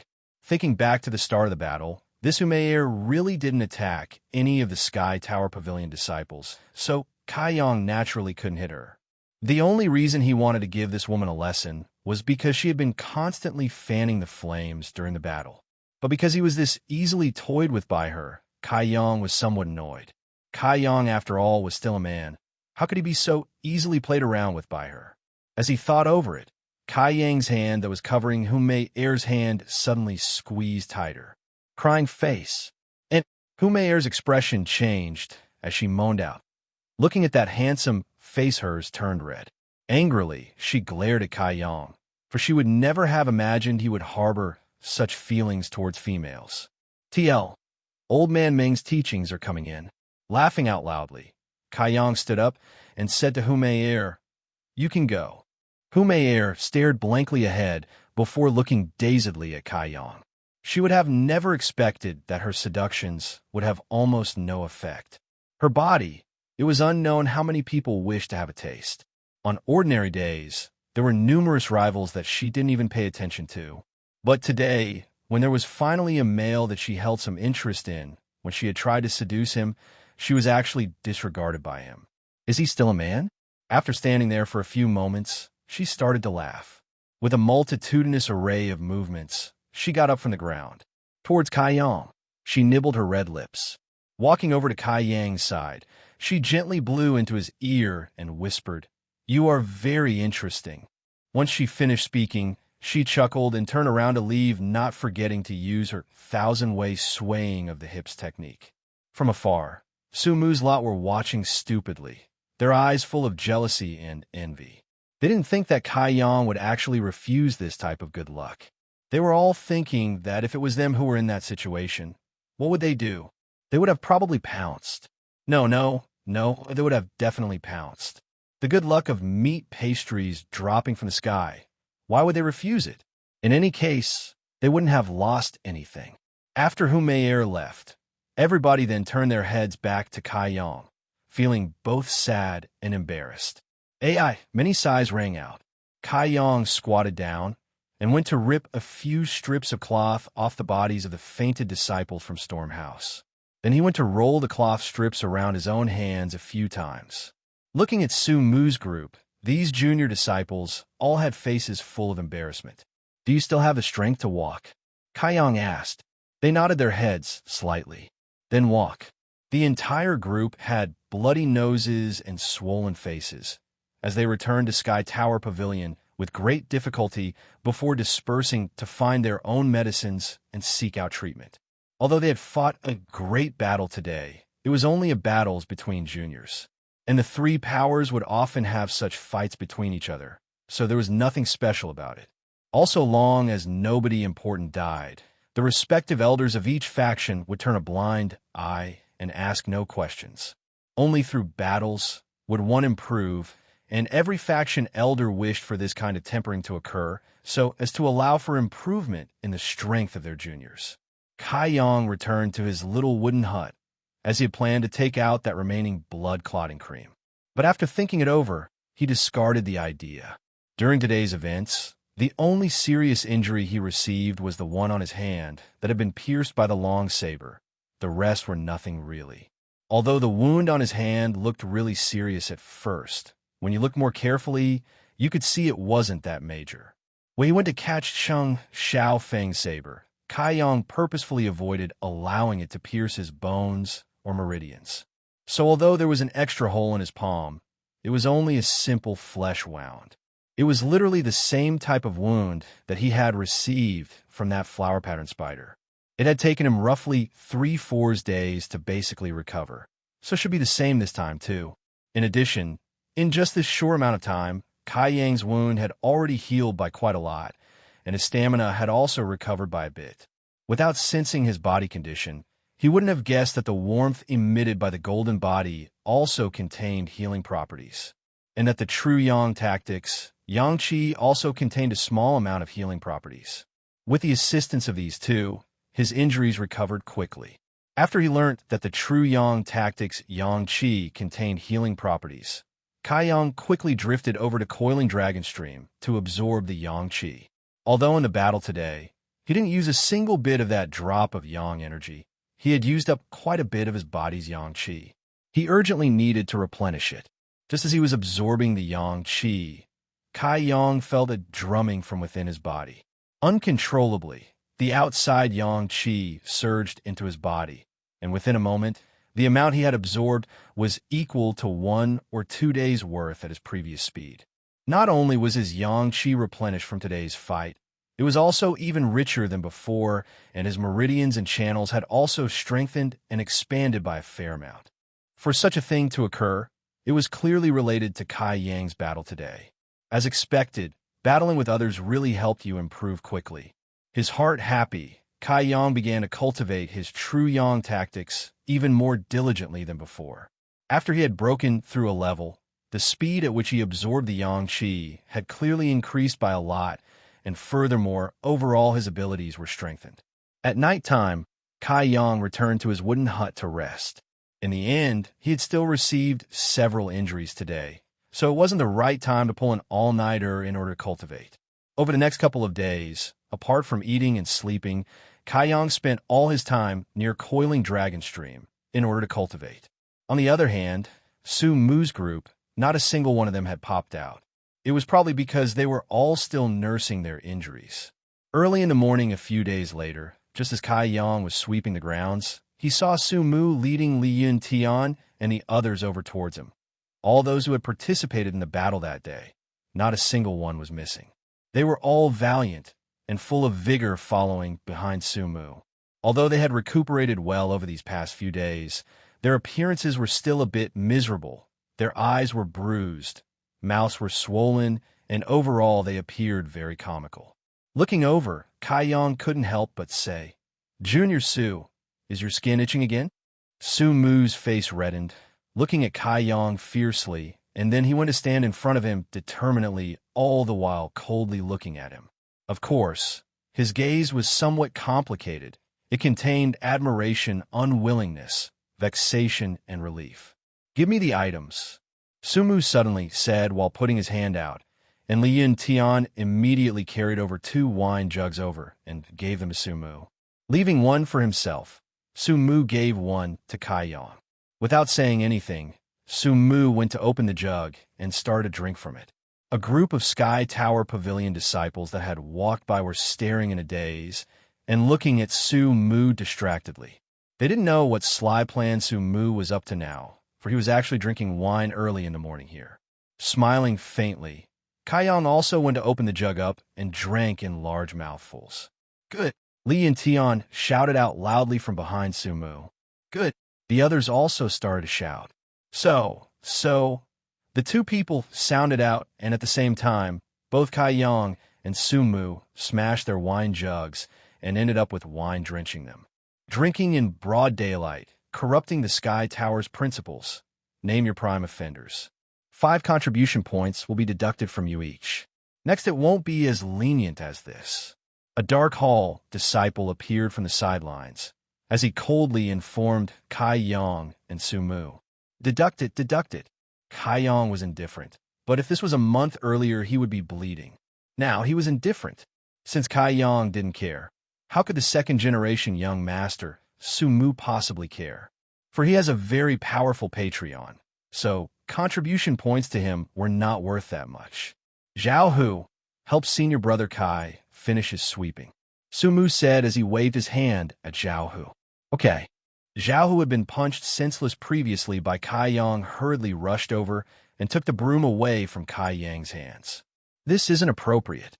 Glancing at the male Dark Hall disciple, Kai Yang said before that disciple snorted coldly and walked away. Let's go to your small home, for I have some things I need to discuss with you," Su Mu said.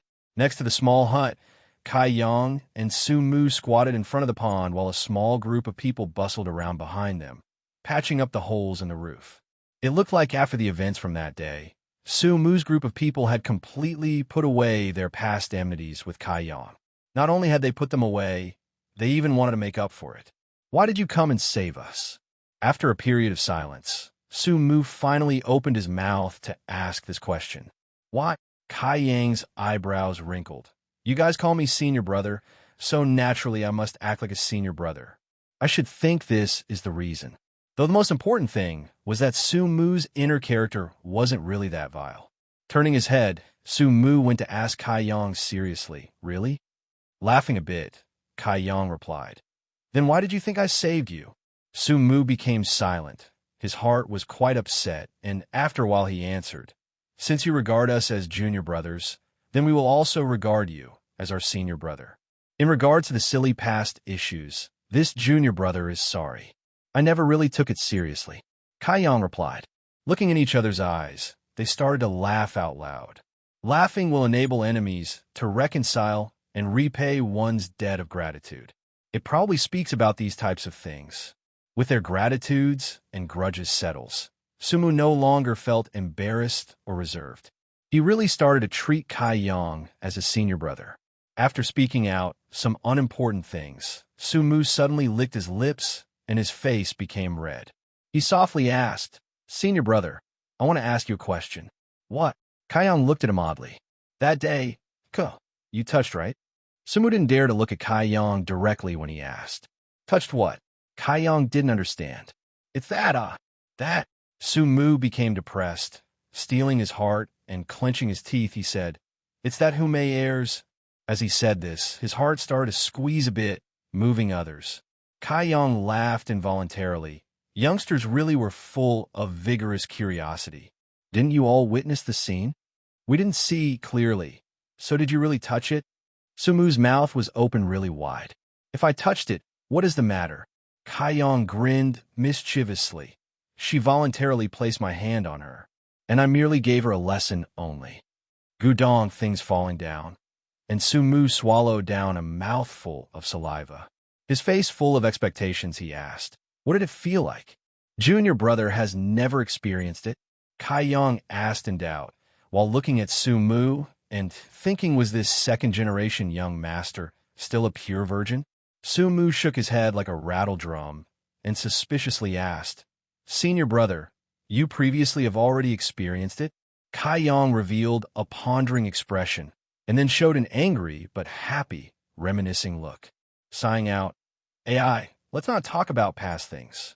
Su Mu looked on blankly while giving a knowing smile.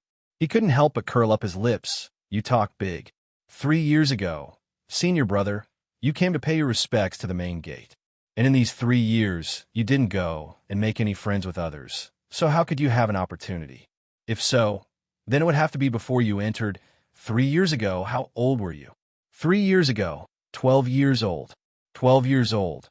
And a beauty felt no shame to actually come at him. If it wasn't because she was only 15, and if it wasn't because they were both naive and innocent, then something would have really occurred. Thinking about that beauty again, Kai Yang's heart felt sorrowful. He didn't know how her life was currently. "Anyway, senior brother, you should be careful. Humayer is quite arrogant, and since you brushed away her face, she definitely won't let it go." Su Mu went to remind him. "She wants to deal with me?" Kai Yang's expression turned icy. Laughing loudly, Su Mu said mysteriously, to deal with you in bed. You wait and see. She definitely will use 1,000 different techniques to try and seduce you. As long as she doesn't obtain her goal, she won't give up. Senior brother, your luck with women isn't bad or shallow. Those types of people I disdain." Kai Yang didn't take this issue too seriously and said to Su Mu, "You said that you have something to talk to me about, and it's actually this?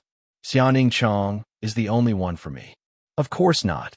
Widening his eyes, Su Mu said, "Senior brother, this time when you were dealing with Chang Xiao and his people, you used up quite a lot of your precious world chi. I just want to compensate you." "Compensate me?" Su Mu nodded his head, and then from within his clothes, he took out a bottle and said to Kai Yang, This is a bottle of small returning pellets. Senior brother, take these to help you recover, and you should be able to recover all of your lost world chi.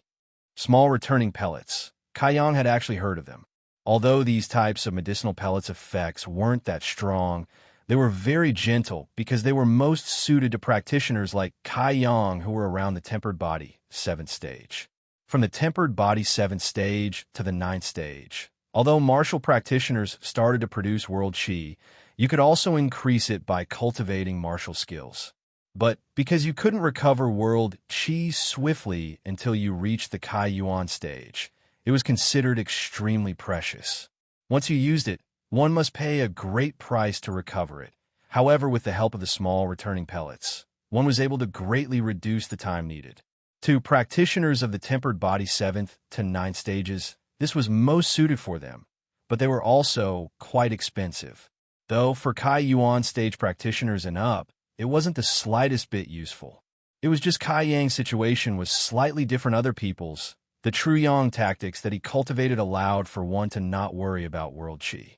If the world chi within him was used up, then there was still the yang liquid. So this bottle of small returning pellets had little value. Just as he was about to refuse, Sumu seemed to look through his thoughts and sternly said, "I don't want to owe others anything." "Fine, then I shall accept it." Kaiyang didn't act politely anymore. Smiling, Sumu said, "Senior brother, wait for me here and I will take you to a good place." "What good place?" Kaiyang asked doubtfully. Sumu only laughed without answering, telling him to wait and that he definitely wouldn't be disappointed. Inside Black Wind Forest, there's a line of sky tower disciples walking into the depths. Kaiyang would never have thought that the good place that Sumu wanted to take him to was actually located in the Black Wind Mountains. Walking in the forest, Kaiyang saw a distinct path. In this type of dense forest, if humans did not frequent it, then a clear path would not appear. Do a lot of people come and go in the Black Wind Mountains? Pondering over it, it seemed that it was true, for in the distance there were some faint figures advancing in a similar fashion to his group. "Senior brother, do you know why that day we met up with Cheng Xiaofeng and his people near Black Wind Forest?" Walking in front of Kaiyang, Sumu went to ask Kaiyang. Kaiyang's expression changed, while he had a faint idea. Could it be that Cheng Xiaofeng and them also wanted to come to Black Wind Forest? That's right. We, the Sky Tower Pavilion, Stormhouse, and Blood Group, aren't that far away from each other. The distance from Black Wind Forest to each of the three places is about the same. So if any disciples from these factions want to enter here, they would need to pass by the four-way intersection. What type of people attracting places here? Otherwise, why would you all come over here? He. Sumu laughed out proudly. "Senior brother, now this you may not know. Inside Black Wind Forest, there's an underground market. We disciples from the three factions, and even martial practitioners from all of the Black Plum Village area, come over here. Disciples are able to exchange useless data and skills that they don't need for more useful things or for gold and silver. This Black Wind trade area is bustling, so senior brother should definitely come here and look." Li Yin Tian added, "That's right, senior brother. You can often find some good things over here. Last time young master Su used 20 or so sliver to obtain some Tianyuan fruit." Tianyuan fruit? Kaiyang's expression changed. "In Earth-grade lower-level spirit fruit. The seller didn't recognize what he was selling, allowing me to benefit greatly." Talking about that matter, Sumu became proud. Earth-grade lower-level spirit fruit. If you wanted to convert it to a monetary value, it would be valued at around 2,000 silvers at the least. It was actually brought by Sui Mu for a mere 20 silver coins. Isn't this a great deal? That Black Wind trade area, Kaiyang really didn't hear about it before at all in the entirety of the time that he had been in Sky Tower. Since he hadn't socialized with a single person, they naturally wouldn't tell him such news. It looked like Su Mu's group often came over here to browse, and each one was fairly familiar with the layout. From their conversation, Kaiyang heard many interesting things, and he started to have some anticipation for this place. Since he cultivated the true Yang tactics, then he would be able to find some Yang attributed elixirs for him to use, but it was just that he didn't have a lot of money on hand. Then he remembered that small bottle of small returning pellets. Kaiyang gained some confidence. Black Wind Trade was a fair distance away, so the group of people chatted to each other while walking over. Kai Yang suddenly asked, "Junior Brother Su, does our Sky Tower Pavilion have an 11th Elder?" He had remembered that old man he had met beside the coiling dragon stream, and that old man was a complete mystery. It caused others to be unable to forget him. 11th Elder? Su Mu was stunned. When did Sky Tower Pavilion suddenly have an 11th Elder? I just wanted to ask. Kai Yang understood now. That time when the old man had said he was some 11th Elder, he was already suspicious. Now it looked like his status was truly a lie. It was just that old man was calm and friendly. Since he held no malice or evil intentions to him, Kai Yang didn't want to investigate further and risk provoking his disgust. Li Yin Tian laughed out. "Senior Brother Kai, since you are always cultivating, naturally you wouldn't know too much about our Sky Tower Pavilion affairs. We only have 5 elders. There really isn't some 11th elder." This group of people all knew about Kai Yang's previous tragic history of being bullied. So out of the goodness of their hearts, they went to inform him of the various things happening in Sky Tower to prevent him from asking another awkward question in the future. An elder was Su Mu's backer, so his understanding of Sky Tower affairs was better than anyone else's. So as they were talking, they drifted to the topic of Sky Tower Pavilion's head. Lowering his voice, Su Mu said, "Listening to my old devil speak, I heard him say that our head is a peak existence. Nowadays, it is said that he has reached the peak of the Shunyu boundary and is just a step away from breaking through to the next stage. Within a 1,000-mile radius, he is the #1 expert. Peak of the Shunyu boundary." Kai Yang was shocked in amazement. For a martial practitioner's grade started from the tempered body level, followed by the Kai Yuan stage, Qidong stage, Lihi boundary, Jinyuan boundary, Shunyu boundary, and each level was then divided into a further 9 ranks. As your strength increased, it became harder to break through. You couldn't see many Shun boundary level experts, and one would never have imagined that the Sky Tower head had actually reached the Shunyu level. If he were to break through, then he would become a true peak expert. That Blood Group head, Human, and the Stormhouse head, Xiaoruo, were only around the Shunyu boundary 6th or 7th stages and are incomparable to our head. As Su Mu said this, his face showed a proud expression. After all, a school head's strength is also a source of pride for the school's disciples. How much longer will our head need to break through? Li Yin Tian enthusiastically asked. If the head were to suddenly break through, then in a 1,000-mile radius, Sky Tower Pavilion would become the leading faction. Who would dare to come provoke them then? Su Mu's face darkened, and he slowly shook his head. "What's the matter?" Seeing Su Mu like that, Li Yin Tian asked worriedly. The old devil said that it has already been 10 or so years since the head reached the Shunyu peak. Then why hasn't he broken through up until now? Everybody asked. 10 years. Even if cultivating was difficult, you should be able to break through. Su Mu continued to shake his head. "I don't dare say. Young Master Su, how could you do this? Invoking our curiosities, but refusing to talk further. Isn't this equivalent to taking most of a beauty's clothes off, but not all? This is too brutal." Zhou complained relentlessly, and the rest all joined in enthusiastically encouraging Su Mu. "Okay then, but you must all remember you mustn't tell anyone else, or there will be great troubles," Su Mu said with grandeur. Then looking around, he lowered his voice and said, 10 years ago, our Sky Tower had a big situation. It was because of this that our head's cultivation has yet to rise." "What situation?" everybody asked while swallowing. "Our head has no wife nor children, so he accepted 2 disciples, and the situation originated from these 2 disciples. Of these 2 disciples, the elder disciple was hardworking, while the younger disciple was intelligent. Both were shocking geniuses, and the head used all of his heart to teach them without the slightest bit of reservation.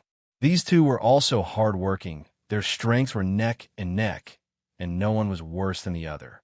It was just because these 2 people's natures were different, so the head's teaching style was different for each one. The older disciple received greater amounts of praise, while the younger disciple was treated harsher and the head was stricter with him. Due to this, The younger disciple gradually drifted further away from his senior brother and also became more and more frustrated. So he went to find a forbidden and sinister technique to cultivate. Ah! Everyone cried out in fear.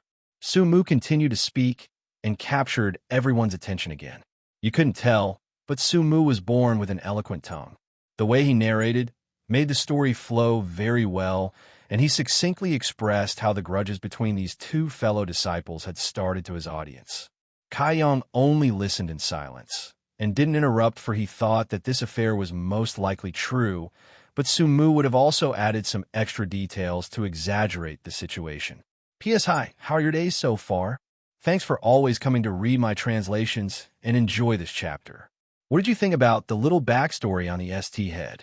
Somehow it was a bit typical, but still interesting, but when I saw that big chunk of backstory, I had to TL, my face turned white.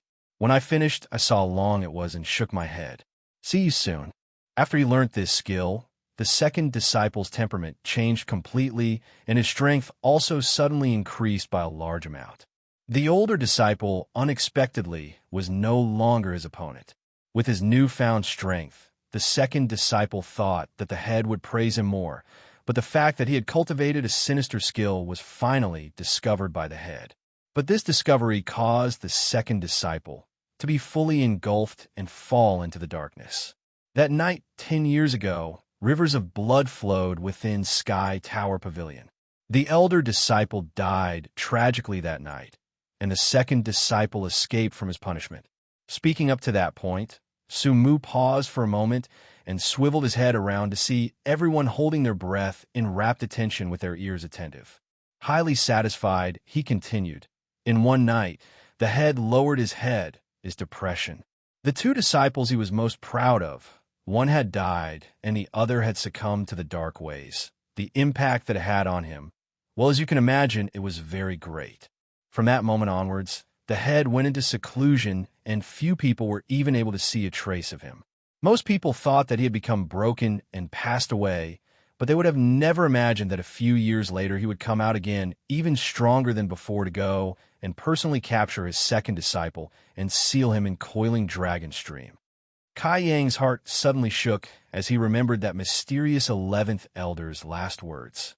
I did not come here for treasure. I am here to meet someone. Meet who? There was no doubt in Kai Yang's mind. It was the person sealed in coiling dragon stream. Could it be that this 11th elder was... Su Mu continued to speak. But because of these events, the head was unable to break through the Shunyu boundary and could only stop at this stage. If this knot is not untied, then he will be unable to advance any further in this life. With the story finished, everyone released large sighs as they could breathe once more. They felt pity for the Sky Tower head's predicament, while also scolding that ungrateful second disciple who had fallen to sinister and forbidden ways. Kai Yang's mood was also in disarray. In the end, was the 11th elder him? If what Su Mu had said was true, then there was a high chance that that old man was who he suspected him to be. Just at that moment, the bustling and noise from up ahead transmitted over. Kai Yang lifted up his head to look and saw that there was a large clearing in this dense forest. And in that clearing was a buzz of voices like a great marketplace. The three schools' disciples were all gathered here with big and small stalls all lined up with their glittering wares, with all types of products on display. It was a feast for the eyes. There were also 10 or so wooden houses on the perimeter, with the construction being somewhat simple. There were large ones and smaller ones. The smaller ones were probably for living in, while the larger ones were for people to shelter from the rain, as they could house a large amount of people. Because it was currently very sunny, the disciples from the three factions had set up their booths outside under the sun. Black Wind Trade was like a completely different world in and of itself. Well then, we have arrived. Su Mu's main goal this time was to bring Kai Yang over here, ensuring that he knew there were these type of places present here. So if there were things he needed in the future, he could come over here to trade for them. This place isn't bad. Looking at the bustling crowd doing trade in the clearing, his face revealed his excitement. Laughing, Su Mu said, "Of course, for this place has the things that we low-leveled martial practitioners need. Furthermore, You don't need to worry about safety, for each of the three factions have some of their experts stationed here to oversee and maintain public order. Do you see that small wooden house that is the home of our Sky Tower Overseer, and my older sister is in there? Your older sister?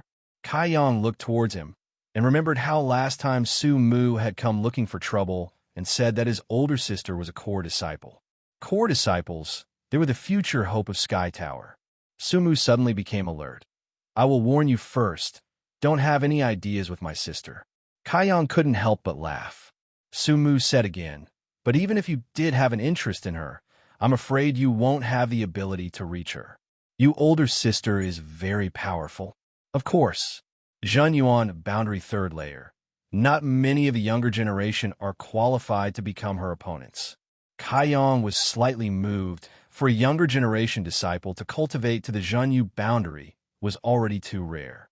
For the next stage was the Shenyu boundary, in other words the stage at which the head was currently at. Since your older sister is that talented, why are you only at the tempered body stage? Kai Yang asked Su Mu, puzzled. Like he was being repeatedly poked in a sore spot, Su Mu's immediately became embarrassed. After being at a loss for a while, he replied, It's not good, but don't worry, for I will work harder to cultivate. After all, I can't allow you, a trial disciple, to surpass me. Nodding his head a bit, for it seemed that the previous few days' sufferings at Kai Yang's hands had ignited Su Mu's competitive spirit. Let's go. I'll first take you to meet my older sister. With the protection, then in this black wind trade, it will be easier to do what we need to do. Since they said they were going to meet Su Mu's elder sister, everybody's expression immediately became serious. Even Su Mu himself went to tidy up his clothes and brush all of the dust from his clothes. You could see clearly that Su Mu was really afraid of his sister, or even worshipped her. What is Su Mu's older sister called? Kai Yang asked Li Yin Tian in a low voice. Su Yan. Her name wasn't bad. He just didn't know what type of person she was. Soon they had arrived at a wooden house. Kai Yang went to observe the house and the surrounding wooden houses and saw that each of them had hung a plaque saying Sky Tower Pavilion. It looked like these few houses were the residences of high-leveled Sky Tower members. Su Mu was a bit nervous and lightly breathed a few breaths before cautiously walking up the steps. Then he elegantly lifted up his hand and lightly tapped the door a couple of times, and then spoke out in a strange, kitten-like voice. Elder sister, I have come to visit you. While Li Yin Tian and the others used all their might to suppress their laughter, their shoulders started shaking. Kai Yang also couldn't help but laugh. Su Mu knew the reactions of the people behind him and really wanted to turn around and glare at them. Enter. A light and cold voice sounded out from inside. It was like a clear mountain spring, new to their ears. Su Mu beckoned to the others and then walked inside. Once they entered, Kai Yang secretly looked around and saw that this house was even more simple than his own wooden hut. There was nothing inside, but once they entered, the outside noise was unexpectedly filtered out, causing the house to become peaceful. This wooden house should have some sort of secret, otherwise it wouldn't have this type of effect. Just as he was observing the house, Su Mu suddenly let out a blood-curdling screech. Kai Yang swiveled his eyes over and saw Su Mu crouched on the floor, covering his head. Not far away in front of him was a woman dressed in snow-white clothes with a frosty expression. This woman had luscious and beautiful black hair, crescent-shaped eyebrows, a pair of bright and slender eyes, a small and cute nose, with peach-pink cheeks, a pair of delicate cherry lips, and glistening pale, jade-like skin accompanied by a dainty, graceful, and slender physique, indescribably enchanting. It was just her temperament was exceptionally icy cold, and even made the room's overall temperature plummet. Currently, that woman was sitting cross-legged, looking at Su Mu. Without saying anything, you knew this was Su Yan. Do you know why you were hit? Su Yan asked. Su Mu shook his head and saw a manious glint in his sister's eyes, and quickly nodded his head. Then say it. Su Yan's voice was extremely light, while carrying something which didn't allow one to rebel against. Kai Yang guessed the reason why Su Mu was so afraid of his sister now. Whoever got such a sister, no one would be able to bear, even though she was a great beauty. It's because I was beaten by someone. Confronted by his sister's inquiries, Su-mu didn't dare to refuse to answer. As he answered, he also secretly went to measure up Su-yin. The latter's face was still unempathetic. Why did you get beaten by them? My skill wasn't up to par. Su-mu lowered his head a bit more. Why wasn't your skill enough? Su-yin continued to question, in order to get to the root of the problem. Su-mu could only honestly answer her. I didn't practice diligently enough. Su-yin nodded her head lightly. You still have a bit of intelligence. Then you know what to do in the future. I know. Remember your words today. So if later in the future you want to go and play around, then it will not be someone else who will beat you. Instead, I will do it personally. Su-mu's face paled as he repeatedly swore he would diligently practice and cultivate so as to meet his elder sister's expectations. After she finished lecturing Su-mu, Su-yin finally lifted up her head to look at the people behind him. Sweeping across them, her gaze landed on Kai-yong, and a trace of astonishment flashed across her eyes. She asked, It's you who defeated Cheng Xiaofeng? Kai-yong thought that this senior sister's information network was quite fast. Although she trained here, she was still able to receive information regarding matters occurring outside in a timely fashion. He nodded his head. Yes. You're a bit better than Su-mu. Su-yin was indifferent, and Kai-yong looked like he wasn't that old, about 15-16. He was only at the tempered body 8th stage. His natural talent shouldn't be that good, so he was naturally unworthy in her eyes. The only reason why she spoke to Kai-yong was because he had saved Su-mu. I'll give you a word of advice. Please say it's senior sister. Kai-yang's expression remained impassive. Stay away from Su-mu. If you continue to stay close to him, then your cultivation will stop and stagnate around this level. Kai-yong smiled slightly, but didn't bother to reply. She could belittle Su-mu, but Kai-yong couldn't. Su-mu was smiling, but his face fell quickly when he heard this. But even he didn't dare say anything. Leave now, I want to train. As soon as Su-yin finished speaking, she closed her eyes. The group of people quietly exited and closed the door behind them. Looking at each other, they all simultaneously let out a breath of relief. The pressure inside was all too great, and although she was a beauty and as such pleasing to the eye, if they had stayed any longer inside, then they felt that both their bodies and hearts would be frozen. I'm going to look at the refined pills that everyone was talking a couple of days ago. Li Yin-tian announced before taking his leave. I'll also go. A couple of people called out immediately. Not long after, everyone had dispersed, each going to do their own business, leaving Su-mu and Kai-yong behind. Kai-yong saw that Su-mu looked like he had some things to do, so he said, Junior brother, you look like you have some things to do, so go complete them. I'll just go around and browse. Su-mu nodded his head as he spoke. Okay, and if you find anything you like, tell me, and I'll keep a lookout for you. Although the majority of people here are not bad, they are still treacherous people and love to trick and swindle others. After he separated from Su-mu, Kia-yong leisurely strolled around the Black Wind trade area. Here, disciples from the 3 schools were causally situated everywhere, with their booths set up to present the things which they wanted to sell or putting up signs saying what they wanted to purchase. Each booth was different. Each stall resident was calling out in a loud voice, much making it appear similar to a busy food market, full of warmth and enthusiasm, with everyone busily promoting their wares. Some were arrogant, portraying an if you want to buy then buy attitude. Some were acting indifferent in a bid to attract customers. Some appeared bored and were cultivating unafraid that others would steal their goods. There were numerous styles of attracting customers, each strong in their own way. After walking around, Kai-yong found out that it wasn't just buying and selling. There were also some booths which were for the making of immortality pills to aid in cultivation, a service they did without charging a single penny. He thought that they were doing something akin to a good deed, but in reality they were just using others in order to perfect and refine their techniques. That was because these receptors didn't have enough experience. 8 out of 10 pills they made were bad, so their booth fronts were deserted. However, this type of stall wasn't common at all.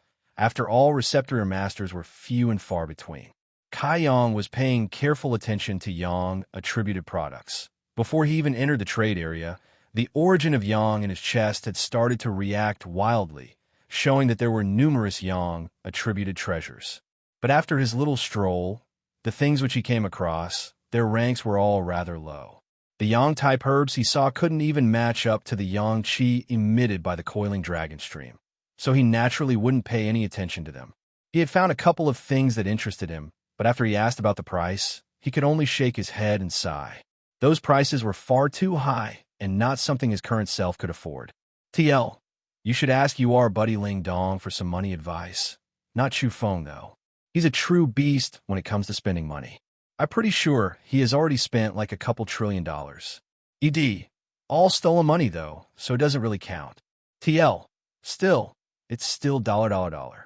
After walking around for about another half hour, he was finally clear about the true price of the small returning pellets. Since the small returning pellets were only applicable to those at the tempered body 7th to 9th stages, this type of immortality pill was only worth around 52 taels. The bottle that Su Mu gave him held 10 of these pills, so all up they were worth about 500 taels. 500 taels, it really wasn't enough to do anything with. In the middle of one booth, there was a fiery colored stone from which Kai Yang could feel a blistering amount of yang qi, and he couldn't determine exactly how many times more dense the yang qi it emitted was compared to the yang qi from the coiling dragon stream. Kai Yang was certain that if he absorbed the energy within that stone, then he would be able to condense at least 2-3 drops of yang liquid. This was equivalent to many days of hard cultivation if he relied on just the yang qi from coiling dragon stream. Even though he knew this booth owner was not easy to get along with and would certainly not sell it at a low price. Kai Yang was unwilling to give up and squatted down. The booth owner's cold face looked like someone owed him money. He only took one glance at Kai Yang and then proceeded to ignore him. Kai Yang picked up some other things feigning great interest and asked for their prices. The owner, with gold glinting in his eyes, casually said some prices, and Kai Yang then inadvertently asked the price of that red stone. "How much is this?" The booth owner laughed out loud and said a couple more words. "That is this booth's most expensive item, 3,000 taels."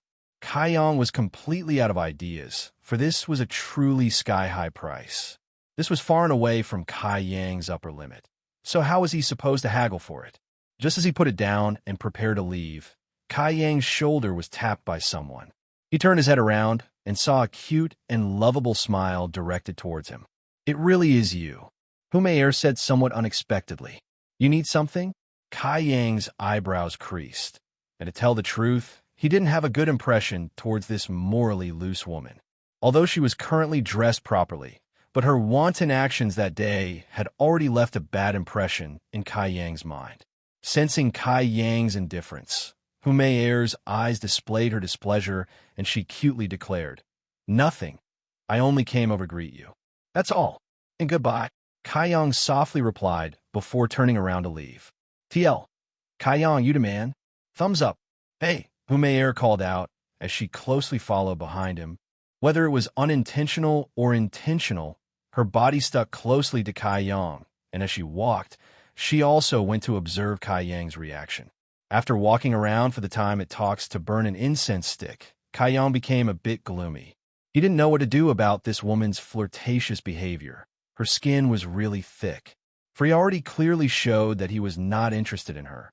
Yet she still persisted and stuck close to him. "Why are you following me?" asked Kai Yang as he stopped in his steps, clearly unhappy. "I'm not following you. For in Black Wind Trade, I'm only strolling around leisurely." "What, do you care for me?" Humayer smiled adorably. "Non-stop. Don't follow me any longer. Be careful, or I won't be polite to you anymore," Kai Yang said angrily. Not only was Humayer unafraid, on the contrary, she looked eager to try his patience. "How will you not be polite?